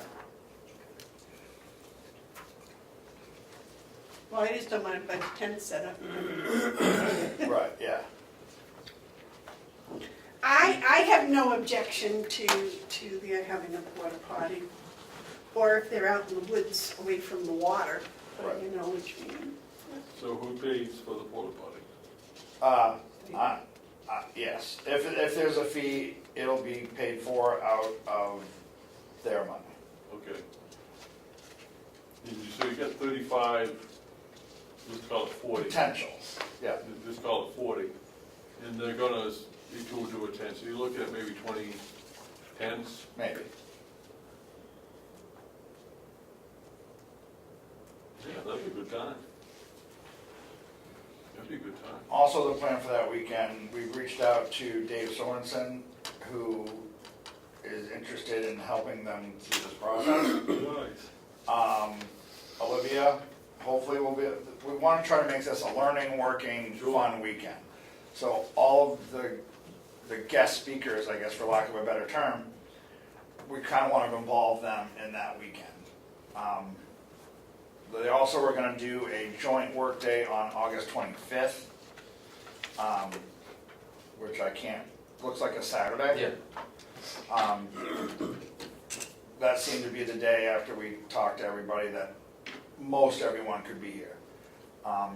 We're hoping in the next 2 weeks we can get some donations to get the water set up, because the plan is to get the chips put out, which is not just putting out chips. They're mowing in between plants through the rows, hand picking grass out from under the bush, and then putting the bark chips out and then layering that on top of the sawdust. Because they did some of the sawdust down there and they did it a foot thick, and in the 3 weeks they put the sawdust out, the grass is already coming through the sawdust. So we think with the heavier wood chips as the first layer, and then the sawdust on top to sort of pretty it up a little bit, it would be better. David? I have a vague recollection when we discussed this a couple of years ago of Sorensen telling us there's a special spray you put down to kill the grass around the plant so it won't come up through the sawdust. I forget what it is. It's called Post. Post. Herbicide. The boys have decided, and I'm with them on this one, they want to try to do everything as naturally or organically as possible. They don't want to use pesticides or herbicides if at all possible. Yes. Something went on this weekend. Was it a jamboree or? No. There was just and partial fault for this falls on me in my communication. I tried to involve the 3 commissioners. I called Amanda a couple of times, and she's busy just like me. I left her a voicemail on Friday evening. Was it Saturday morning or Friday evening? Sunday morning at Sunday morning, 9:15. whatever it was. Yeah, 9, something like that, yeah. And to inform her of what was happening, and she was preoccupied, didn't have a phone, didn't get back to me until the afternoon. But, so I wanted to, they sort of had a little cookout, talk about strategy and planning, and I wanted everyone to be there. So I'm gonna make the blanket statement now, and this is why I gave you the date of the 25th and the 14th, 15th, and 16th. I want the commissioners, as well as the delegation, to be as involved with this as they want to be. So anytime we are down there as a group, or anytime they are down there individually picking, you're always welcome, always, always, always, because I want this to be as harmonious and as productive and as supported as it can be. And if you guys go down there and see what the boys are doing, I'm very impressed with because like you guys, I was a little worried about, yeah, this is a great idea to make money, but then when they saw the work, they were gonna sort of slack off a little bit, and they haven't. I'm always in communication with one of the boys from the Tamworth troop and one of the boys from the Conway troop, and they are constantly coming up with ideas and marketing and bouncing off me and bouncing off their members, so they're in.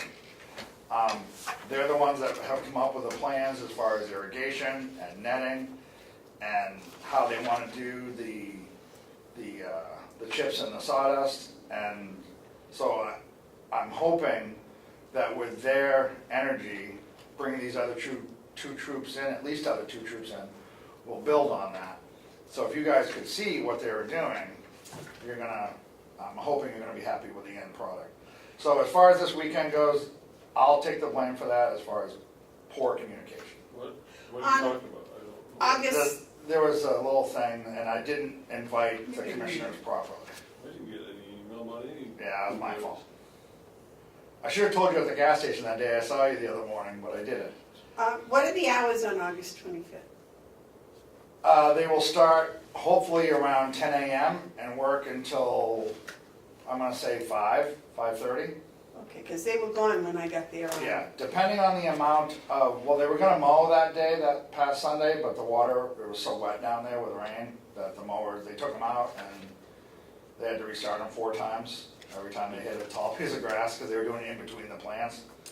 And the last 5 rows where it's the heaviest, and it just wasn't working. So, we're hoping for a dry day so we can do that. So the plan now is to try to get the irrigation done on the 25th. We're gonna spend the next 2 weeks trying to get all the stuff we need and get as much of it done as we can, concentrating on those first 3 rows. Gentlemen, any other questions for Dale? So it wasn't a jamboree, it was just. No, it was gonna be a work day cookout thing. Oh, okay. Yeah. Who were there other people there besides scouts? There were a couple of delegation members there. There was an article in the Carroll County Independent about what they were doing, and there was the date of the 12th in that article. Oh, okay, all right. Okay. Well, I think it's an excellent endeavor that we're working to get something out of the blueberry patch, and what we're getting is scouts who are engaged, learning, enthused, and I think that's a good use of that field. Yeah, I think and I thank you, Dale, for taking the lead on this. and they wanted me to reiterate to you and say thank you for giving them the opportunity to do this. So, They know they're pretty lucky in the opportunity they have, and all of them, we had a little sit down Sunday, and all of them, well, 99% of them are very happy and very aware of the opportunity they have. So, and they've done research on, I guess there are some obscure agricultural badges that they can acquire through this, Nice, that they didn't nice. even know were around until they did some research on their own. Nice. Very well, I think at the right time, after you put the field to bed for the winter, that we ought to probably have some sort of acknowledgement of the scouts themselves, if we can schedule such a thing. And That would personally be thank great them. for them, yeah. Thank you, Dale, for Thank all you. of your efforts. All the success in the world, and Good job. Thank you very much. just keep up good communication. Yes, sir. And you have my number. Don't be afraid to use it. I have it all over the office now. I'm sure you do. Okay. All right, the next is the elected official salary discussions. I got Kathy coming up. So, Should we go on to the Sure. employee reimbursement form? yeah, last week I gave you one, that was a one page, 5 sentence. So I redid it on, as our other policies and procedures. Yes, sir, that's it. Yeah, I read this, you had sent this to us. Yes. Yes. So it's in line with all our other policies. You still haven't come up with a coding system. I have not yet. But I do have it visualized. Well, when I see it, then Okay. I'll agree that you have it visualized, Okay. you know, but it doesn't do me any good with it in your brain. Yes, sir. He hasn't sent it to you telepathically? So when I see it, I'll know it, but if I don't see it soon, I'm I'm trying to get the best, I get, Okay. as much time as I can I'm teasing you, dedicate to I'm it. teasing Are there any additions you'd like to put on this anti-fraud policy? I'm sorry, reimbursement form, I'm sorry. Yes, David? you. No, Oh, okay. I think we're scratching his head. I'm fine with it. So I'll need you three to sign this. If we don't have one in Okay, so we need to make a motion to sign. and to accept it. Oh, it's a new, Yes, it's a new policy? yes. Oh, I didn't realize that. I thought it was one that was already. Madam Chairman, I'll make a motion. I mean, I'm gonna have to work with you if I don't use it.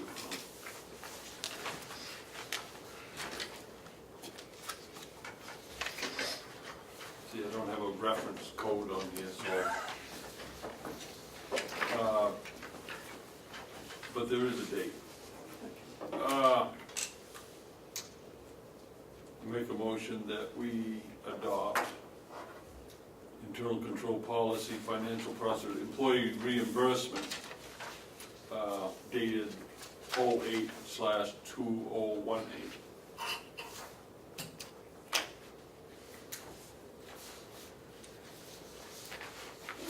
David, you want to second that? I'll second it. Are there any, the motion's been made and seconded to accept the Carroll County internal control policy of employment reimbursement issued on 8/2018. Are there any additions or corrections? Okay, all those in favor of accepting the policy, say aye. Aye. Aye.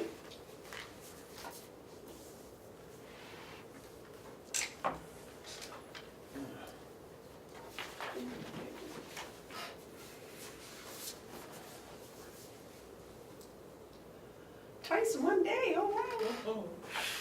Okay, so we did that one. Okay, now we'll go to salaries. This is what it's just signed.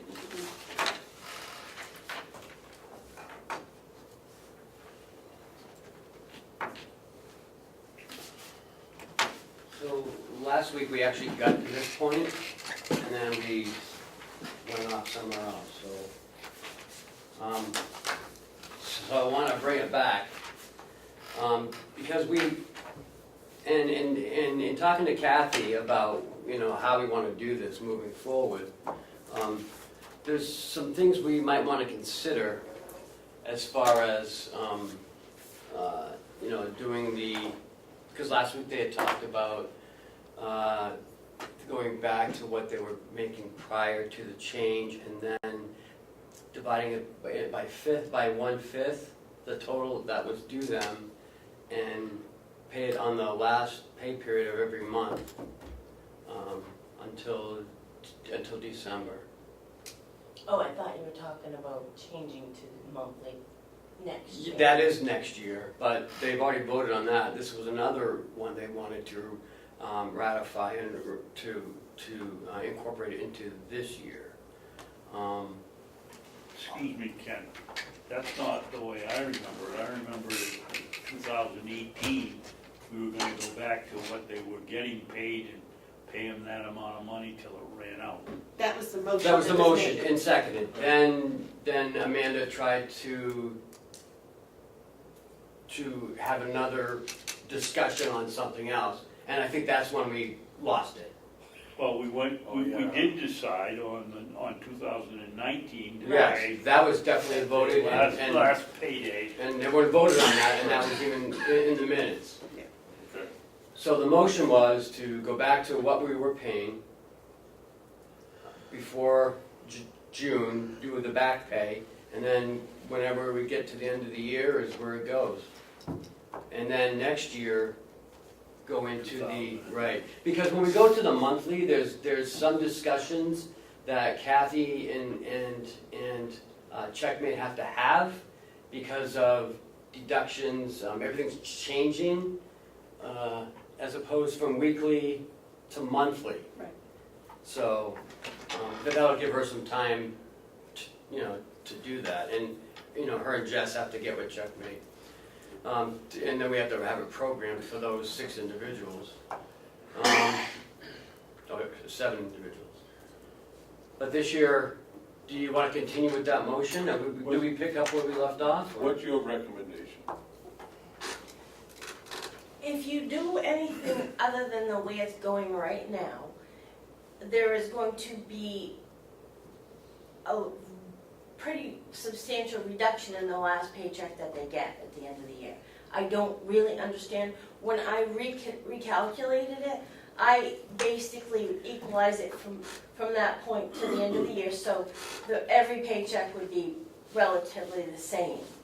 So it's up to you guys. I can do whatever you want, but I don't really see the point in getting a little tiny bit bigger paycheck every week until Merry Christmas, December 28th, you get a tiny check.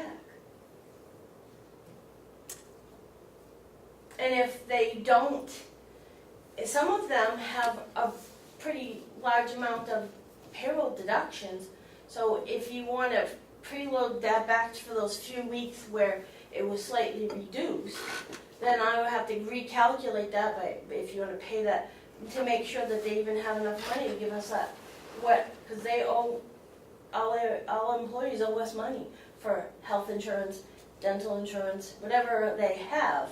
And I have to look at each individual one to make sure that, leaving it alone, they'll come out pretty much the same paycheck till the end of the year. And they get paid what the budget was paid, said they were supposed to get paid. See, and that's where we got into the discussion, because the motion that's on the table now, the last paycheck is undetermined. What motion's on the table? There's no motion, we withdrew it when at the very part of this. Yeah, I don't know of any You motion. withdrew the motion? I withdrew mine and he withdrew his second. I think there's a sufficient Wait a confusion. minute, let's get this settled first, Well, I was because going I to tell you think the something. motion was still there. No, Okay. All you got to do is unravel some parliamentary stuff, and the way you do that is clean the slate.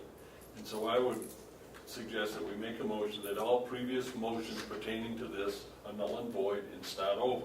So we don't have to try to think about what we have done. On the I table. don't know, but what do you think of that? They would just, I withdrew my motion and you withdrew your second, so there's nothing on the floor, so we can start over. and I think what we ought to do is, at this point, is to say that in the minutes. Okay. So I'll make a motion that all previous actions. I'm gonna find the right term, yeah. Pertaining to Motion- 2018. It's called the motion to rescind. I make a motion to rescind all previous actions pertaining to elected officials' salaries The 2018. for 2018. Thank you. Okay. That motion's been made and seconded. Yeah. Any discussion? All those in favor say aye. Aye. So So now it's clean slate, we start all over with whatever it is we want to do.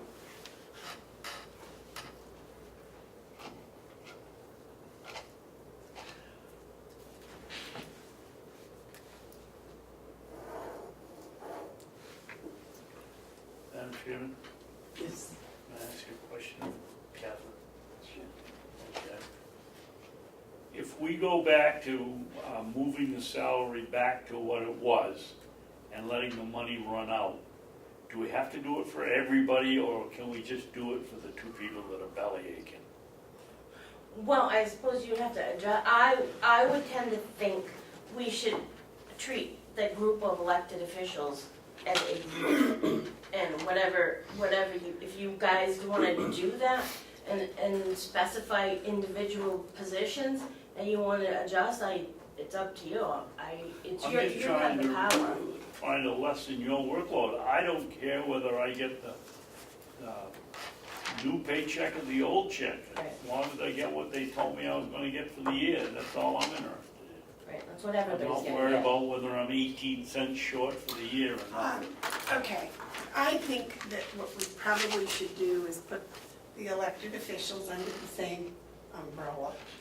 And we go back, I love this, the delegation set money aside for the term.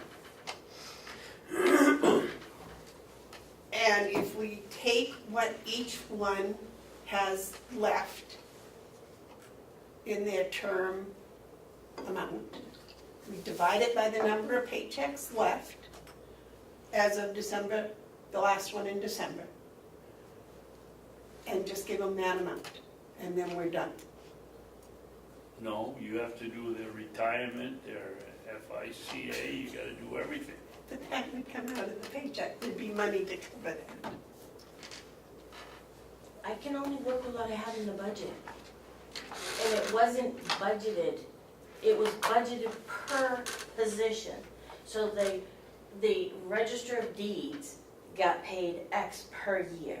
So the first year, we're going back to 2015, that's what that position was paid. Happened to have been divided between two different people. And it's gonna be the same when there's another new Register of Deeds that comes in. It's an annual budget, that's all I can work with. But I think, if I'm correct, if we get to towards the end and we see that there is a discrepancy in the salary, we can ask for a line item transfer to cover that. Not No. the salaries. Why not? Because it's an appropriation, they have to reappropriate. But it's been appropriated in the past. Right, at 25.5, I mean, it's been, or whatever it it's is. been paid every year, that position, every elected official's position has gotten a full pay. It's not So individual people, it's, so, Okay, but at the end of Mark's term, yep, okay? From now until the end of the term, he's owed so much money yep, out of his $9,500. yep. If you take that so much money, divide it by the number of paychecks between now and the end of December, But you're cutting off Right, the end of his term. His term doesn't end. until It's- January. but it's the commissioner's responsibility to pay those monies out any way we see fit. So if we see fit to take the balance owed and divide it by the number of paydays left in 2018, then we can do that. You have to give more money. Because you're actually advancing for the end of their term, you're advancing what they would have gotten paid in that next year. But You're the- advancing that to the price, so you don't have enough money to do that. Unless you get the delegation to give you more money. We'll get the delegation to give us more money then, because I think they want this straightened out. It's not a big number. I don't understand what's the problem, I really don't. Well, because in 2017 and 18, Mark was a commissioner, and he got paid $9,500. No, we didn't. His He's- first year he didn't. He's going to be a commissioner. $9,500 plus minus 10 days. Right. And then I get the 10 days Right. And so, Right. yeah, it's, When he finishes his term in 2019. But the delegation said his term got paid $9,500. you know, that's And what when they, he gets paid. Not him. The commissioner. The commissioner got position. paid. So when that gets paid is up to the commissioner. We could vote to give him one check on April 1st for $9,500, and then the next year, one check for $9,500. It's our responsibility as commissioners as to how that gets paid. No, because Dave Sorensen received 1 week of his salary. He doesn't get the whole $9,500. Well, yes. The elected official gets $9,500 for, well, they get $1,900 a week. is a, $1,900. they get paid, the commissioner gets paid the rate of $9,500 annually. The rate of $9,500 annually. It does not mean that they get $9,500 each year. It's possible to get $9,400 in one year and $100 in the next year. So it's the rate is what is governing us up. We have to understand that $9,500 per year is a rate. It isn't what someone receives in a calendar year or a fiscal year. But the term is So, 19,000. so I think, even though I think that it's time to be practical. And Kathy points to something that's quite practical. Christmas comes around, and I'm not talking hours, I'm talking, the people, elected officials who have real jobs and real paychecks, that they count on. Christmas comes around, and not only do they have to come up with money for Christmas presents, they're gonna now have to dig into savings to pay the health insurance 20%. It's a cash flow problem at the end of the year that can be avoided by staying with the status quo, paying the way that Kathy's currently paying. Now, if there's someone that isn't happy with that, I'm in the position where I would say, if it's legal, if what we're doing is legal, and I can't help but think it is, and if they're not happy, too bad. I'm not the bluebird of happiness. It's not about being happy, it's about being proper. And if people are unhappy, it's probably because of the rate of pay, not the frequency of pay, which is a different thing. The frequency of pay is not the same thing as the rate of pay. And I think Kathy has made the proper adjustment to match the frequency with the rate. That's really what you're talking about here. If you maintain the rate of pay, the frequency is like you said, you could do it all in April, which would be foolish, but you could. Yes. But we don't. We do it in a manner that is going to be consistent with what the employee expects to get every week. And if you give them more at the beginning, they're going to get less at the end. And that frequency, I would think, would be personally disruptive. So I think in consideration of them, that they ought to have a frequency that is consistent. I still say, the delegation said, you get paid so much money for your term. If it's a 2-year term, it's twice the annual rate. If it's a 4-year term, it's 4 times the annual rate. Well, all due respect to the delegation, they could be wrong. I mean, it is a possibility. I mean, as unusual as it may sound, the delegation could actually be wrong. So it would seem to me that the sensible thing to do would be to look at how much is owed for the rest of the term and divide it up by the number of paychecks left. And as of December 31st, we're done. If we That's what find, Kathy's doing. That's what she's doing. That's exactly what she's doing. no, that's not what she's doing. No, it is. She hasn't looked at what is the balance left on each term and divided it, seen how much is left, and divided it up by the number of paychecks. Yes, she is. How have you done? What she's talking about is still, my contention intention is that the term doesn't start until the first Wednesday following the first Tuesday of the year. So that means the term starts in 1 year, goes, and it's finishing. So nobody's term here is finishing until 2019. Right. So that's where you and I disagree. Right, because I'm You're saying your it's a term is 2017, 2018 term. right. And you're it's saying it's not. a 2017 to 2020 term, 19 term. Right, based on, Right. And I just think if we make the pay in the fiscal year that the term supposedly is, we can trust elected officials to show up those last day or two, I'm sure. Mark? What you need to do is reconcile the frequency of pay to the rate of pay, and that's what Kathy Armstrong has done. So I don't even see why we're talking about this anymore. Everything's fine. No, everything is not Sure fine. it is. No, it's not. Yes, it is. Everybody is not getting their pay for their term. Yeah, sure they are. Sure they are. That's not even anywhere near an Sure accurate they statement. are, sure they are is not a mathematical term, I'm sure of that. No, I've looked at the numbers. I've looked at the numbers, and, you know, you may not like it that I don't agree with you, but I don't agree with you. I've looked at the numbers. There's one employee who is owed 18 cents. Okay, man, that's a big problem. You know, what we have here is an opportunity to just say, yeah, Kathy, you're doing it right, let's move on to the next issue, because there's nothing we're going to say, Madam Chairman, that's going to convince you it isn't right. There's nothing that's going to be said that doesn't convince me that it isn't all right already. So it's up to Commissioner Babson what he wants to do. Megan? I frankly don't see what the whole stink is about. We pay the people,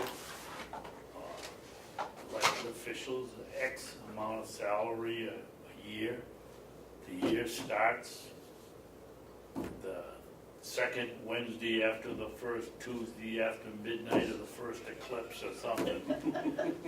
And it goes till the end, and this is they come here and complain because you're 18 cents short out of $50,000. It- Not, It's the principle. It doesn't matter whether it's well, I'll give her $18,000 the or damn 18 $18. cents, and that'll make it fair, and you won't have to worry about the principle. We waste too much time on items like this. We've been doing it. We had to switch because we went to a pay every week, and there isn't anything, we should have just gone and nobody got shorted, nobody had, the commissioners didn't change anybody's pay, we didn't have the legal authority to do it, blah, blah, blah, blah, blah. It's ridiculous.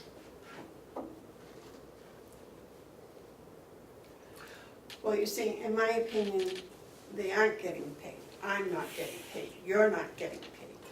So, I'm gonna get paid what I was told I was gonna get paid, it isn't gonna be today. To make a motion, we go on to something else. This I'll is, second it.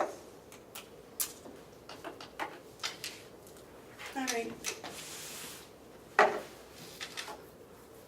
Are we voting on that motion, or? Aye. Those in favor of moving on, that's not the proper phrase. What's the proper phrase? motion to discontinue discussion. Second. All those in favor? Aye. Aye. No.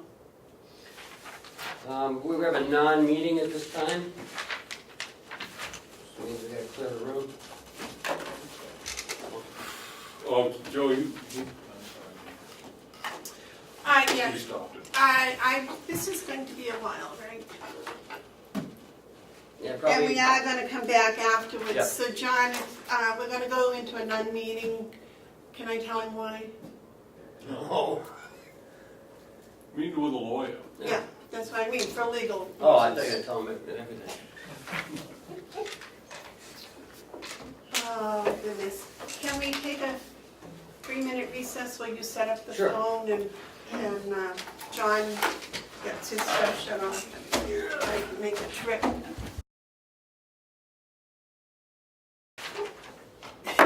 Good back in session. I think we're all the way down to the anti-fraud policy.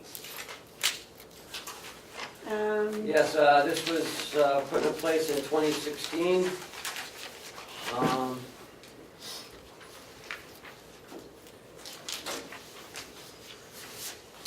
So just a review of it.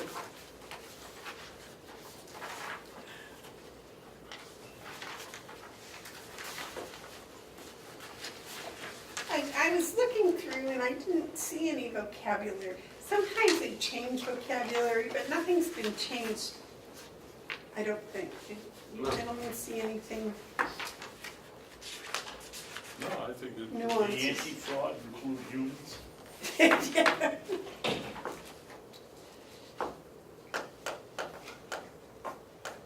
This was never signed, though.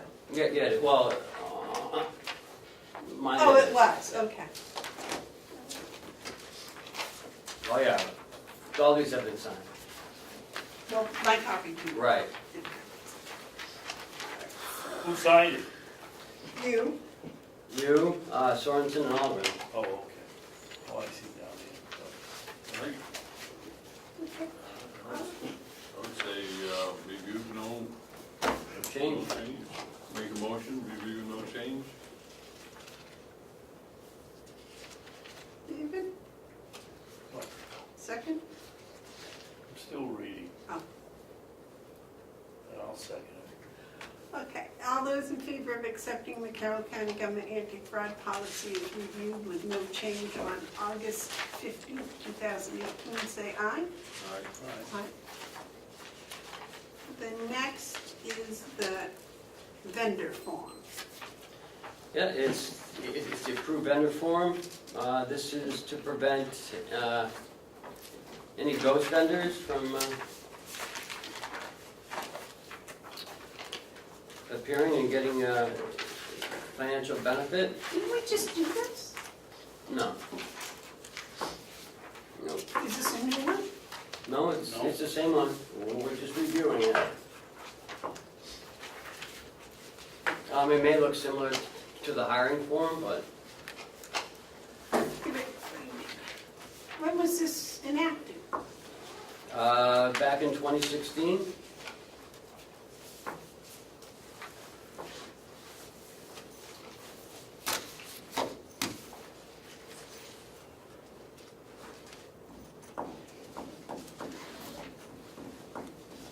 Yeah, we were all here, right? In 2016, no, you weren't here. I changed your name, I changed the names on it because this comes to me from like the department heads for any new vendors. Because we talked about ghost vendors someplace. It's in our policies. When you read the new, 2 weeks ago, we had the account payable policy. It mentions the ghost policies, and Okay. this is in there. All right, That You have okay, to fill out an approved vendor form prior to payment. okay, that's, And this is reviewed through, I review this with the Attorney General's office and with the state. now I remember, yes. So it was Secretary of recently, State. it was recently we had discussed it. I'm sorry, not this, but Yep. yes. Okay. And this is, and once they're approved by your research through the state and everything Yes. else, then this goes on file here. How long is this active? Forever. Forever. So it doesn't, Right, and then when the auditors come in, they look at this to see if we review it, and I review, according to our policy, I review the vendor list twice a year to make sure that there's no older ones in there that we no longer use, and they check that as well. I have a sheet on the front of that. Yep. And I check off the ones that I review, and they sign off on it. And that's why it's updated. Yeah, because when Joe and I talked to them, that was a recommendation they had last year. So, David, question? Yeah. First of all, where does it say who has to fill one of these out? any vendor has to fill one out. Anybody who we pay has to fill this out prior to us paying them. We don't cut a check unless this is on file and a So W-9 why is doesn't attached it to read it. approved vendor form for anybody expecting a check. remuneration from Carroll County? Right. Clearly, if somebody's an independent contractor, they might look at this and say, I'm not selling you anything, I'm just providing a service. Why would I be included? That's providing us something. Right, you're right. Anybody who provides us anything. Even our attorneys fill these out. Anybody. We don't issue a check unless this is on file along with a W-9 attached to it. Well, We're required, I think, by law to make sure that we have W-9s, and if we don't have them, are we fined or something? There's some stipulation to us as the county if we don't have those on file. And okay, well, I'm still at the approved vendor form, who might be confused and think that they don't have to sell it. Now down to the W-9, what form is that? Type of business? That's your, where you show your tax ID number. Or your social security number if you don't have a If tax you don't have a ID. tax ID, your social security number is in there. So it has nothing to do with individually owned partnership, LLC, corporation? It has, if that's the vendor, if that's the person being paid, whether you're a sole proprietor, an individual, a sub-S corporation, an LLC, or any of those. And that's things. what's on this 9. That's correct, yes. That's what I was getting.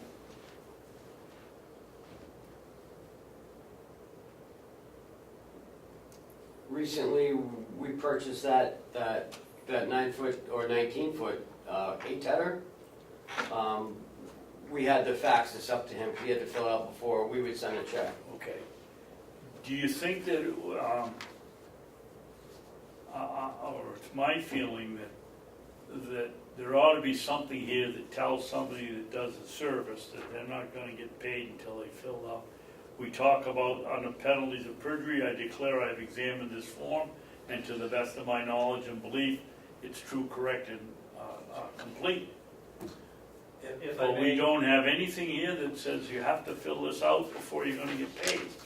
understand that, but under the definition of the term vendor, that's any individual that we issue a check to. And again, if you look at our accounts payable policy and procedure, it states it in there, that this will not, you will not be paid unless you have a vendor. And they know that. I've had invoices come over from the nursing home, and I've sent it back saying, or Cheryl's signed it. Yeah, I've seen them, but saying that there's no vendor form on file, we're not paying it. So we have to email it back or fax it back to the company, they fill it out, send it back, then we send the check. And our auditors approve this form.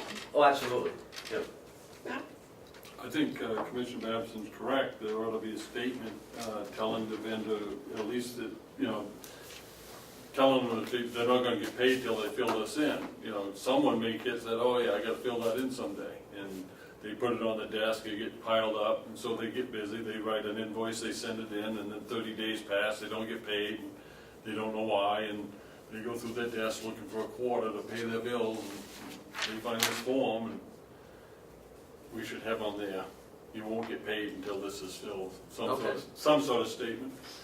some approved vendor form in order to get paid. I can put approved vendor form prior to issuing payment. Yeah. Yeah.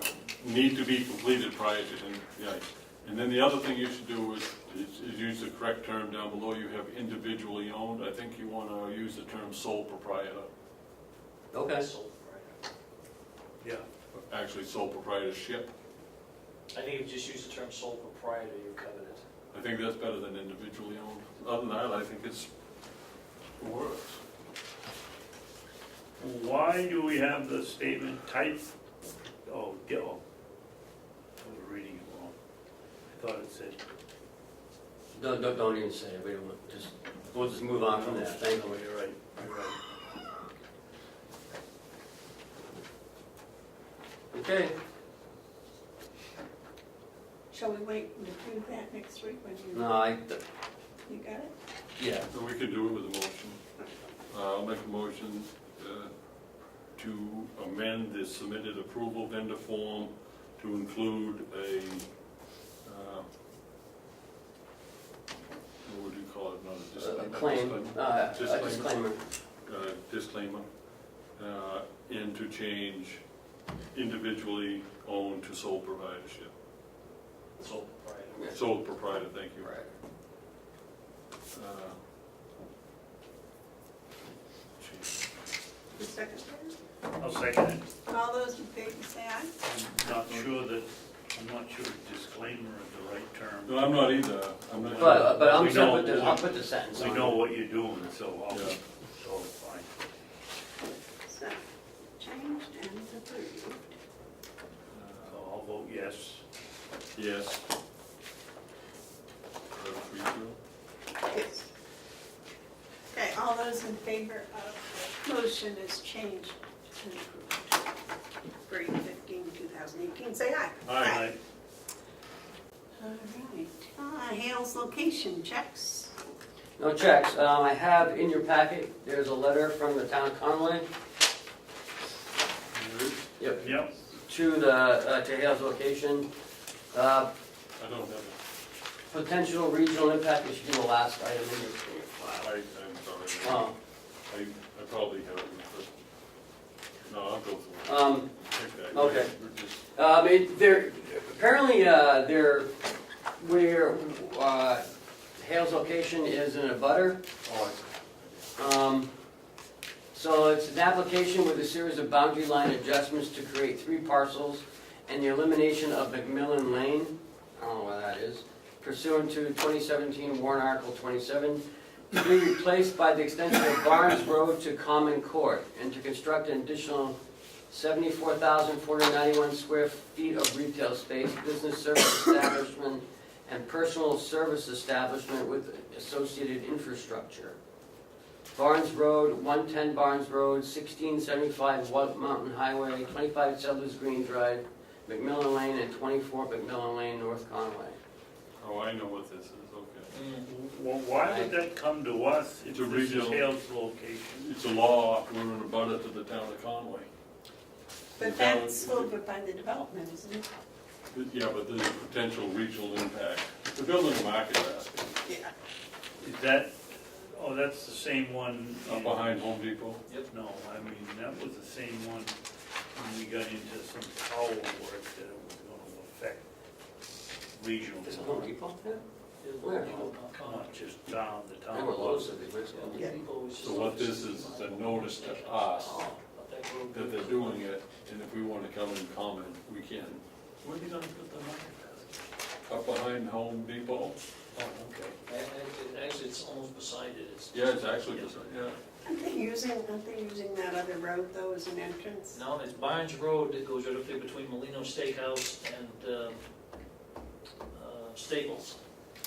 Then it turns to the right, and it goes back around to the north-south local road. Yeah, and Settlers Yeah. Green goes up through Settlers Green, but if you go straight, there used to be a Racquetball club. racquetball club up there. That's the area it's going in. Right, and they're probably gonna have to put in a third roundabout. Well, there's some discussion about it, yes. So this is, It's busy going up that road. Time you get, the only thing we have to do is if we have any objections, we would then go forward, right? we've been served I think it's notice. just notice, that's all. Yep. You got a complaint from this? If they sent that to jail. Okay, yellow folder? There's been approval for construction of an individual sewer disposal system at Hales on Samuel Hale Drive.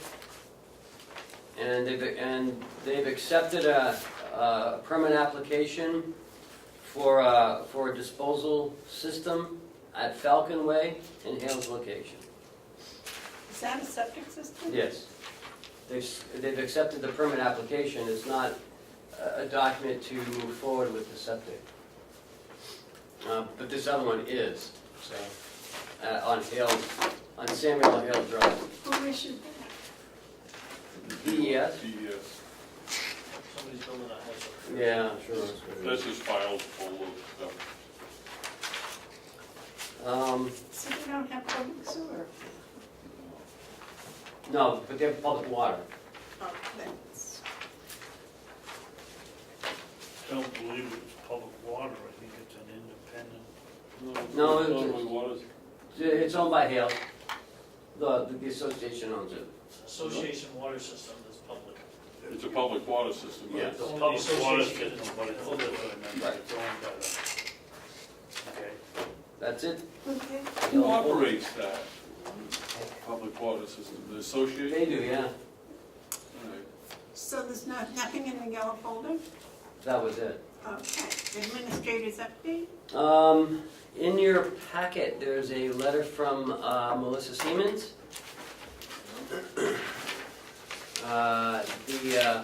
And I've sent it off to the superintendent as well.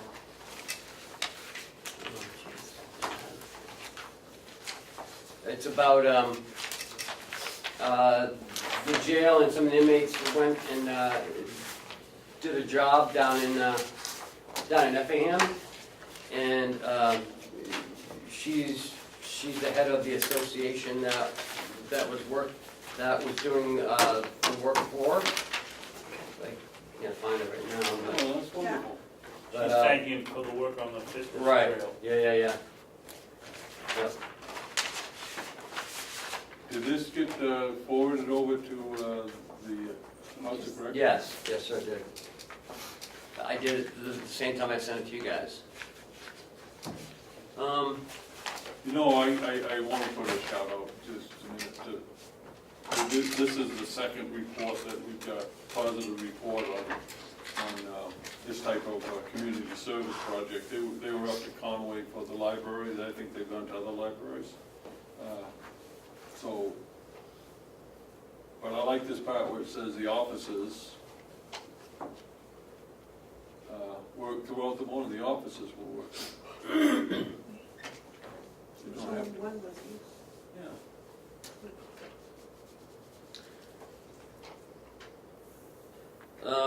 Yesterday I shouldn't say we, I should say, Kathy, worked with Checkmate to go through our whole entire GL account. Because what we were finding were every time she brings something over on interface, it would change. So Kathy believes now it's fixed, and that the numbers are going to be spot on from now on. It was in the setup, and sometimes it would just change on its own. It would send some people, the correctional officers into the nursing department in the jail, and some people were going here and there. So she sat down with them for a couple hours and went through every code to make sure that everything was going to where it was supposed to go. So that was done yesterday. I'm still holding on to this, the Melanson and Heath document, because only the commissioners can sign. It's for those two, it's for the Eastern Propane and the credit card investigation that the delegation wanted to do in the audit. I don't know what to do with it. I mean, I could send it to the delegation, but they can't sign it. Well, what is it? It's to hire them to? No, because remember the delegation wanted, they had those 12 items they wanted to look at again? Yeah. And so, then, at the July 2nd meeting, I had sent them back, a cost. And then they said, well, let's just do two things. So and that's what they wanted to do. And it's $6,500 to $7,500 to do those two items. But they need signatures, so someone's got to sign it. I just don't know what to do with it. Either we don't do it, or, So they won't do it until they have it authorized with signatures, is that it? right. What was the vote of the delegation? To look at the Eastern propane deliveries and a detailed analysis of the credit card activity for 2017. When did they appropriate money for this? No. David? Yeah, Mark, remember they came in with 12 questions Yeah. and they found out how much that was going to be and they narrowed it down to 5. They found out how much that was gonna be. They narrowed it down to 2. There's $26,000, or is that the other No, one? That's the yeah, other that's the audit. other audit, but there's 30 in this one. And that's for the audit, plus we have to have a separate audit because of the grants we have, because it's over 700,000. That's So why it's 30,000 for the audit, so there's right. no money put aside by the delegation for these questions. Have we relayed that information to the delegation? I have not. So what I think we should do is let them know how much it's gonna cost, and if they wanna do it, they have to appropriate the money. Okay. And then, All of the money that they appropriated last year for the audit is spent. we'll be. It will be. So We there's don't- no money left in the audit account to pay for this. No. I don't believe so. So they should. Because I put extra money in because of that single audit that we needed. So there needs to be another $7,500 in order to do this. 65 to 75. Well, 75. So the delegation needs to appropriate that money, then that's, fine. We have nothing to hide, and audits prove there's nothing to hide, but they cost money. So if the delegation wants to spend the money, they need to vote in September, So if they go for it, will you sign for it? probably. But I'm not making that commitment because I want to hear the rationale. Okay. That's a lot of money to spend on something that's probably unnecessary. But if they think it's necessary and if they get good rationale, I'll consider it. But we can't spend it because we don't have the money. It And it's wasn't over the- appropriated. $1,000, so they gotta transfer it. Right. And, and I'm not gonna listen to, oh, you can find it. We can't find money.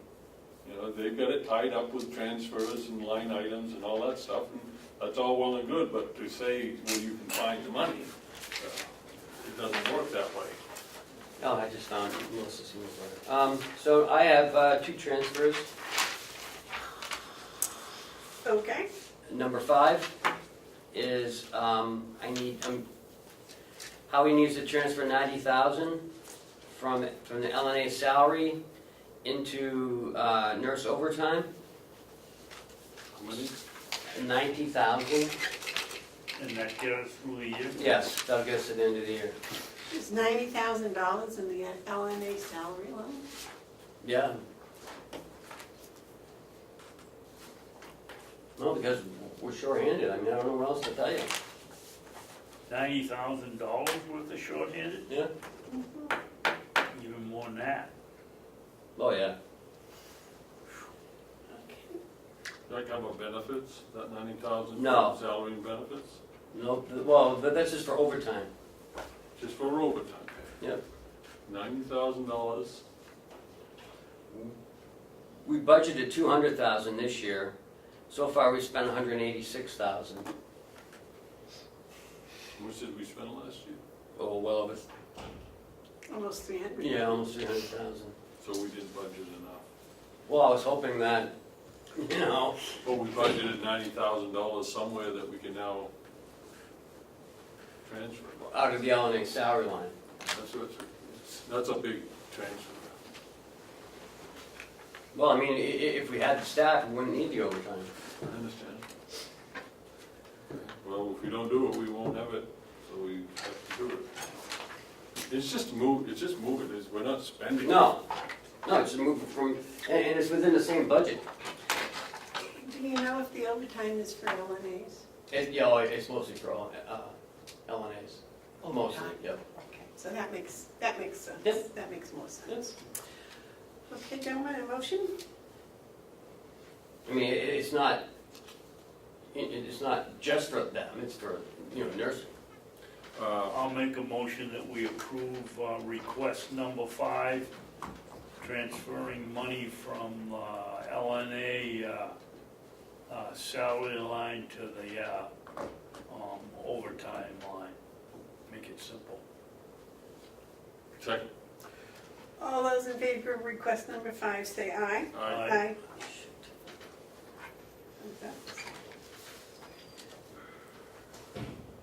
For discussion, I'll make a motion, we approve the request number 6,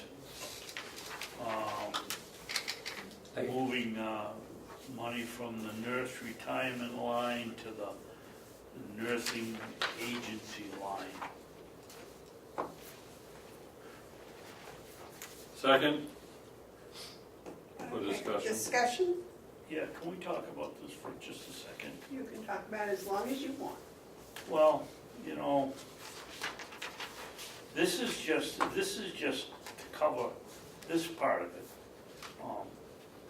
Expense to date is $126,000. Does that include all of our temporary nursing care? Yes. Is there another line item somewhere No. that? Agency, no, even agency is agency. Agency, so it doesn't make any difference if they're here for the 12 months and living here, and Well, if they're here for 12 months, they're probably staff, but if they're here for 12 weeks, that's what I mean, 12 months. yes, yeah, all that comes out of it. That surprises me, so in basically 7.5 months, we've only spent $126,000. Mm-hmm. Somebody's doing a better job than they've done in the past. We're using more of the travelers than the agency, but we've been using a lot of agencies. Well, that's what I'm asking you, is the travelers Yes. in this line, or? Yeah, yeah, And what's the difference, they're cheaper? cheaper, Okay. yeah.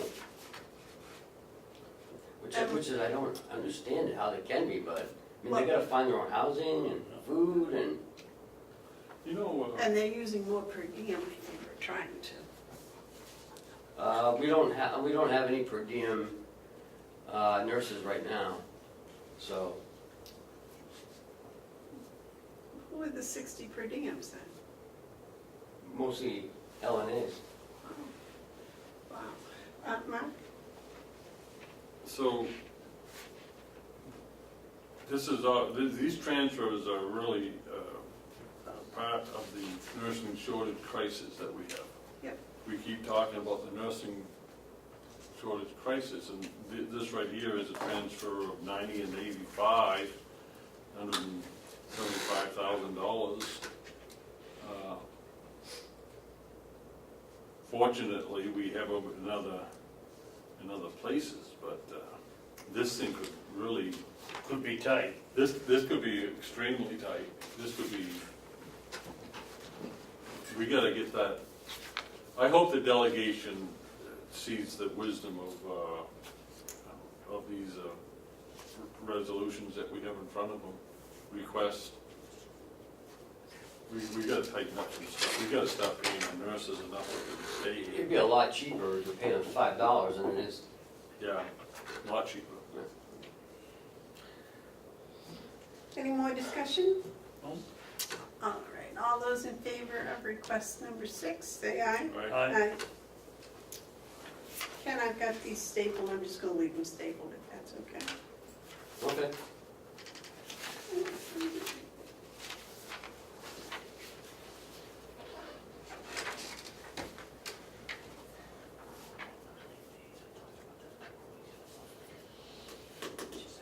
They said no. Hell. I still want to be able to sign.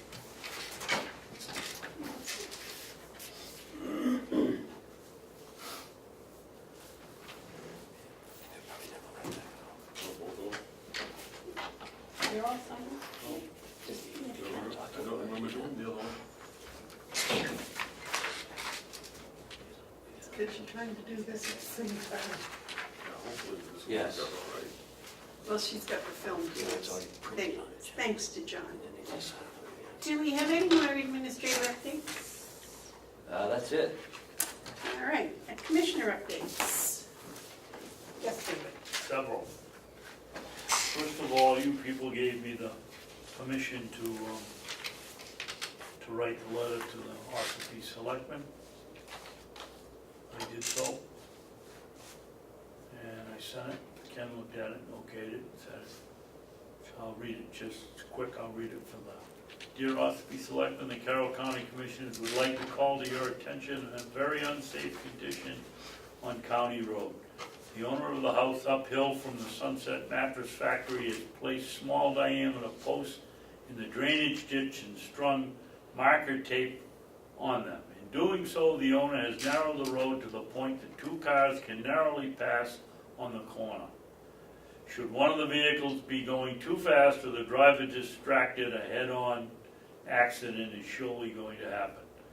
The Carroll County Commissioners respectfully request that the town take action to remedy this dangerous situation.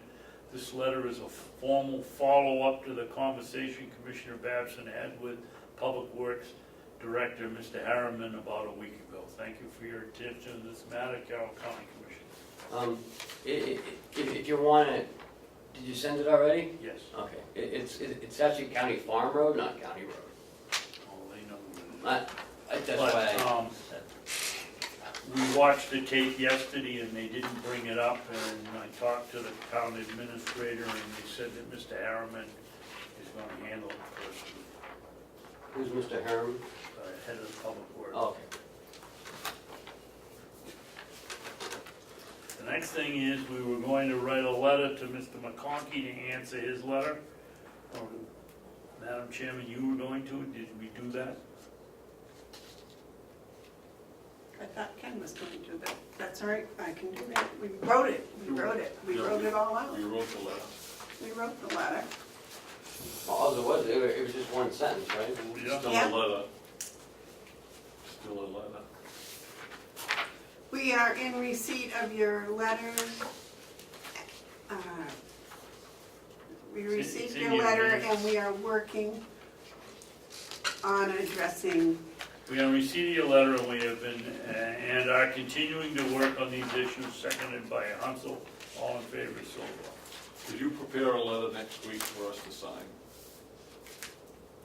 Oh, yeah, sure, says that's that. one. That's what I thought was done. That's in the notes. but- Yeah, but if, just to, I mean, we just didn't get the letter, I'd like to. Am I signing this one? Is this done? No, no.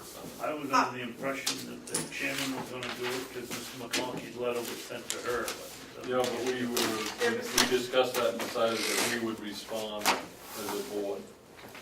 So Okay. I think we should all sign the letter. The other Okay. thing is, my last thing is, in one of those two letters, Chairman McConkey talked about some lifetime expense report and the department heads not having accurate figures right at their fingertips. What was that all about? I don't remember any discussion at the delegation meeting about that. That was having ACS, wasn't it? Oh, you talking to me? Well, it's Commissioner comment, I didn't know if you were talking to me. I'm still writing this letter.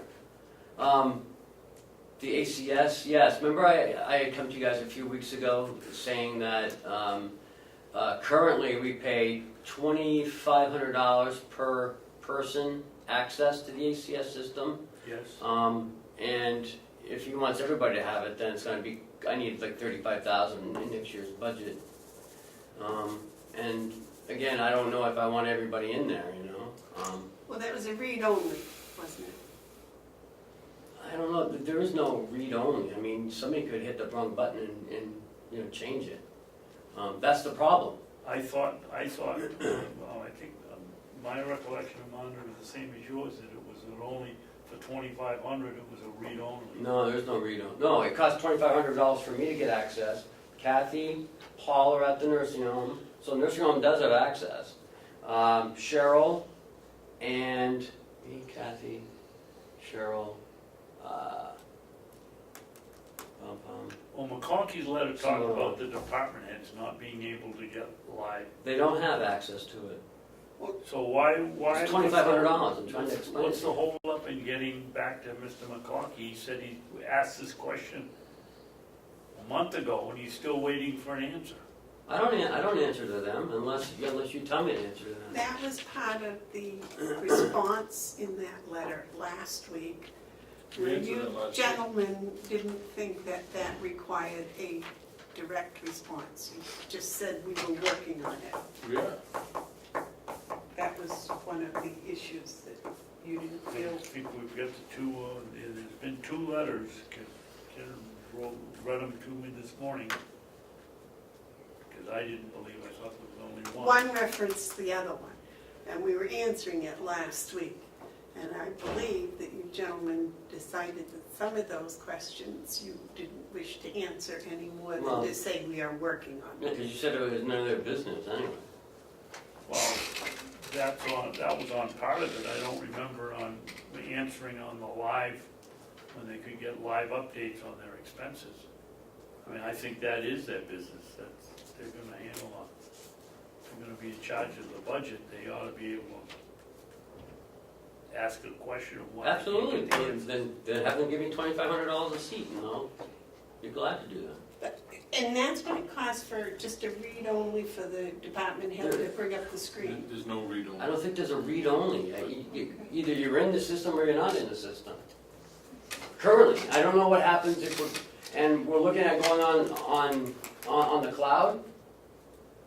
Because remember I told you a couple weeks ago, our server may be, Yeah, there's no more service on that server. It's a lot cheaper to go on the cloud than it is to have our own server here. Mark, you had a comment? yeah, it is their business, but how they execute their business is part of the process. They are the appropriating body. They need to know what things are going on, but they do not need to have the access to the information as they requested. If you want that type of access, you need to be in a different office. It's not something that they have access to. Are you talking about department heads, or are you talking about delegation? Department heads. Department head. Okay, so the delegation is expressing a concern that the department heads don't have access to the information.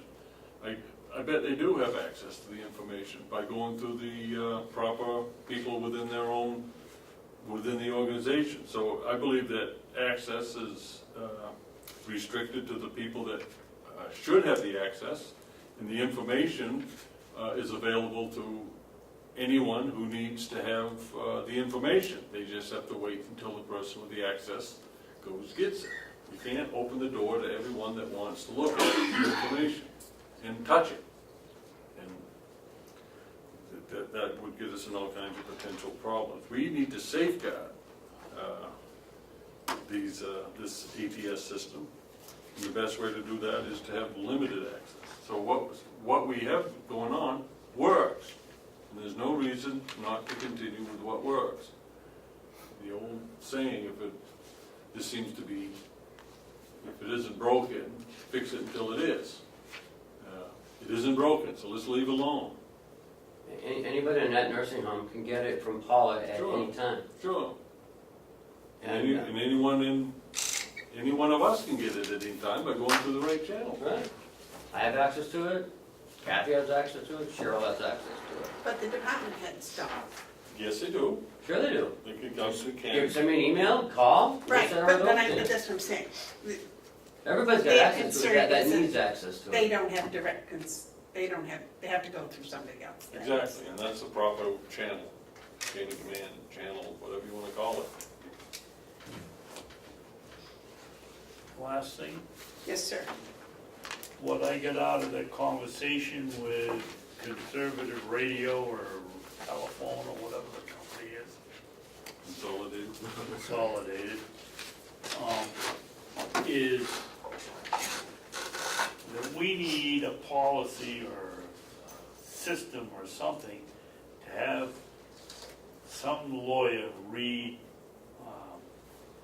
intricate contracts before we sign them. I don't agree with the gentleman that, well, for 9 years, we've been paying the bill. I've been squawking about I started 6 years ago when I began seeing what the fees were on it. But I thought when they gave us the figure, that included everything. And maybe that's my naivete, but that's what I thought. And I think that we should be thinking about, I don't want to send every contract out because some of them are pretty simple, but when you get the MTMs and the EPCs and the ones that we don't understand, we ought to have somebody that does understand them looking them over. Yes, Mark? I agree with Commissioner Babson. We need professional review of complicated contracts. That's would be our due diligence. Now, I don't think every contract we get is complicated, but even the simple ones have, things that I find cautionary, if that's a word. Our MOU with the blueberries, it's sufficient, but it isn't really complicated. You get into something like what we just saw with Consolidated, and, you read that section 9. Anybody understand it? I could see what I would have to do to get to the point I understood it. It would take me about an hour, but I could understand it. And that's why what you're suggesting makes sense. That's the type of contract that we would need some sort of professional review. But I also want to commend Bob Murray for putting that clause in there, in that sentence that says that they can do a 50% reduction in the copper without having a termination penalty. That one, he did have email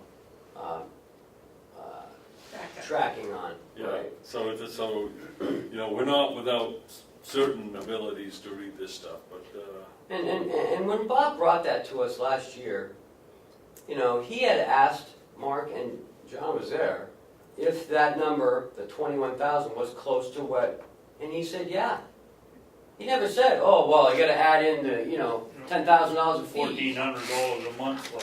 Well, So, I don't, I think, what is it they talk about? A reasonably intelligent person would comprehend this contract this way. And every one of those contracts, except the service agreement, had no mention of taxes and fees. And, I don't know, I think I'm a reasonably intelligent person, but I would never have considered that they were going to add a third again as much for taxes and fees. 50%. Yeah, and it's like, if I were a salesman and I was trying to sell somebody something and I knew that was in the background, I think I would be really upfront about telling them about it over and over again, so they wouldn't have sticker shock when it came. It's just... And again, we weren't not gonna not use them, but to not, but to see us putting 21,000 in the budget and not say anything is almost criminal. It's... well, I don't know if I'd use that word. I would say Underhanded? deceptive, Oh, I wouldn't say that. but I would say unfortunate. negligent. I wouldn't even say that. I'd say unfortunate. I'd say unfortunate in the first instance. The second instance, I'd show them the door. I don't think it'll happen again. I don't think so either. So you have lessons learned. It's not a perfect world. You Now, picked out the 50%, how'd you let them escape? I figured you were gonna say 50% of the lines we got for this year, and then 50% of the whole total the next year. the same amount You every backed year. off and let them tell you 50% of what was left and 50%, so we're gonna get down to nothing, ever. No, we're never going to be at nothing. I figured you were gonna jump right on them. Yeah, I know. Messed up. That's the first time for everything. Yeah. All right, you got any more No, commissioner that takes updates? care of it. Thank Okay. you. My Mark, time. commissioner updates? Let me just get this note here.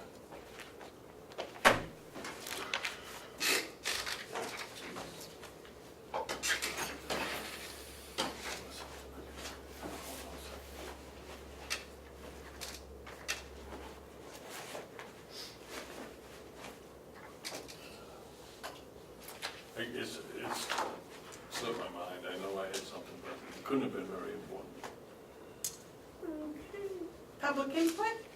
Can I ask them about this? Media oh, Joe has a question you'd like to ask you guys. yes, Joe. Yeah, I apologize, I missed last week, unfortunately, so I just wanted to follow up. I had broached the subject about 3 signatures on our checks, and I guess there was some discussion about that, but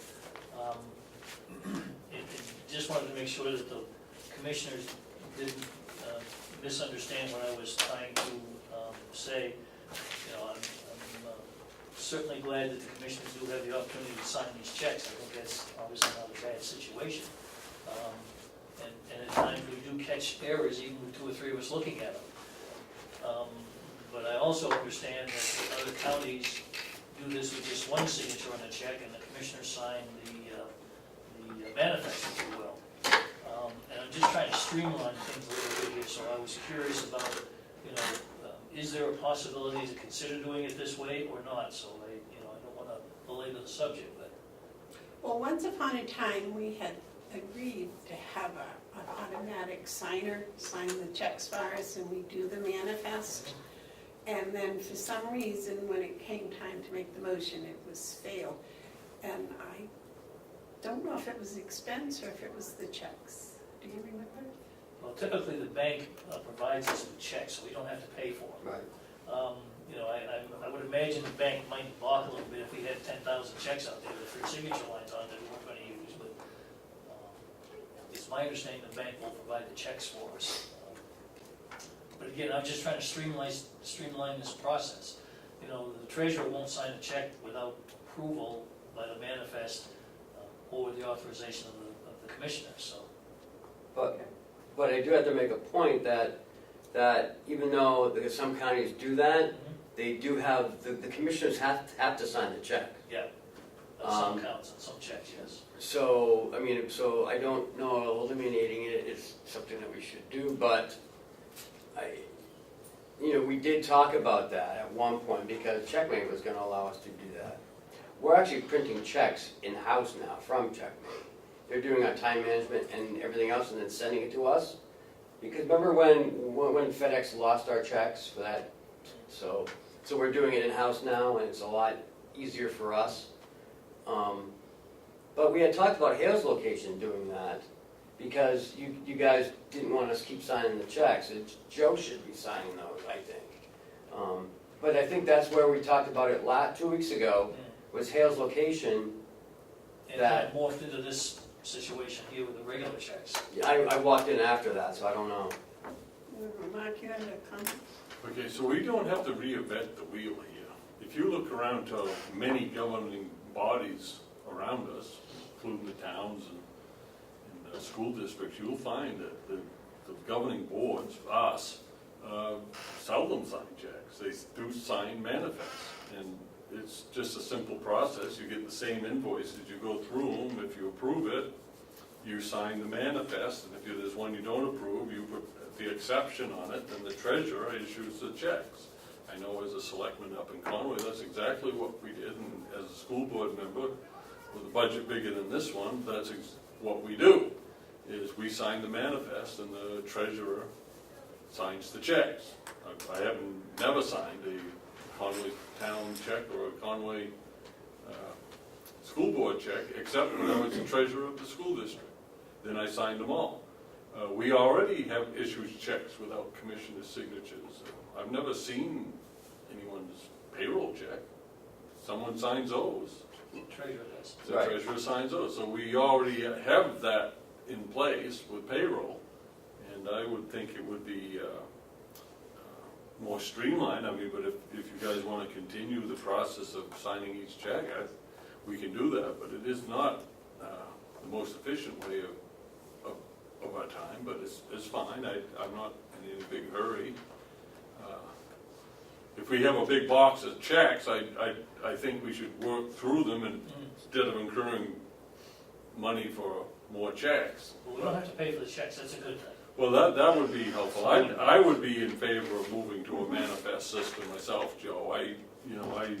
I can see the efficiency, but, you know, I yield to these, my colleagues here, what they wanna do. David? I don't wanna go that way. Over 6 years, it's incredible the amount of money I've found in errors, overcharges, just plain waste. And it's probably easier with a manifest, but it forces you to, if you have to sign the check, it forces you to match up the thing and look at it, and that's how you find the errors. So So what I I'm would hearing, oppose it, Joe. so what I'm hearing is we may have an issue with the actual check itself versus the actual invoice, if you will. And that's one of the things that Commissioner Babson has pointed out, and myself, I'm very cognizant to make sure that those items are correct. To my way of thinking, again, it's just me, and it's not a big issue, but the issue is you've got to check the actual invoices. And that's where you're going to pick up your extra charges, your freight charges, or whatever else may be on there. You're not necessarily going to pick that up on the check. Where I found an error on one occasion was the check was made out incorrectly. And so I can certainly appreciate that. But, you know, for doing this over a year, I've only found that one instance. What I have found is, I think Commissioner Babson has also, perhaps some of the others, there's been incorrect amounts on invoices here. They didn't add up correctly or whatever. I'm not a big fan of the fact that we have to pay freight and all these other things either, but that's not my position per se, although I will point it out, and I think Commissioner Babson can back me up on that. He and I've talked about this a few times when I've said, look at this here, we need to, and he's done the same. So again, to me, it's the invoice. My only reason, again, for bringing it up is I am trying to streamline this and make it a little simpler, a little easier, but once again, I'll yield to the board, but just trying to move us forward. Well, without a 3-0, I don't think we need to do a change, because it isn't really that hard a job to sign the checks. I did hear on an occasion or two that somebody would say, well, gee, I signed the checks last week, is it my turn this week? Yeah. So that kind of stuff I was hoping to eliminate, not that that's a big issue either, but again, I just broached the subject. I didn't bring this up publicly last time, and so that's why I wanted to bring it up today to have that discussion. The one thing about the manifest is that forces each of us Correct. to look at the invoices. Correct. 3 sets of eyes there, and that's what I like. Wasn't there an Four. increase? 4, Eyes I like look at Yeah, yeah, 5. 5. yes. Wasn't there an increase in cost to have the 3 commissioners' signatures printed on the checks? No, I don't think there's ever been a cost associated with it. There was a setup fee, but, Well, that may have been what it was. well, he had, his is on there anyways, on the payroll checks. Yeah. So,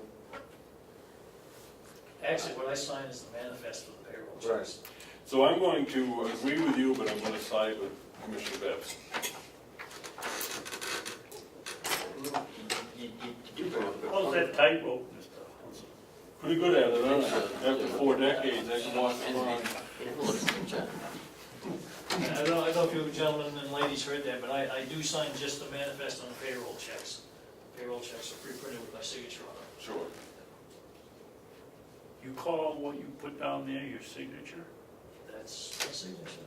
Oh, Mine is clear and concise, his is just, and yours you can read. That comes from years and years and years of signing bank checks. Okay. and that comes from years and years and years of signing hallway passes. Well, by the way, who's signing checks this week? I've done it 4 weeks in a row. Oh, guess we're you going to two, discuss huh? about that now. Are there any other public input? Is there any media questions? All right, I will wait a motion to adjourn. All those in favor of adjournment, say aye. Aye. Aye.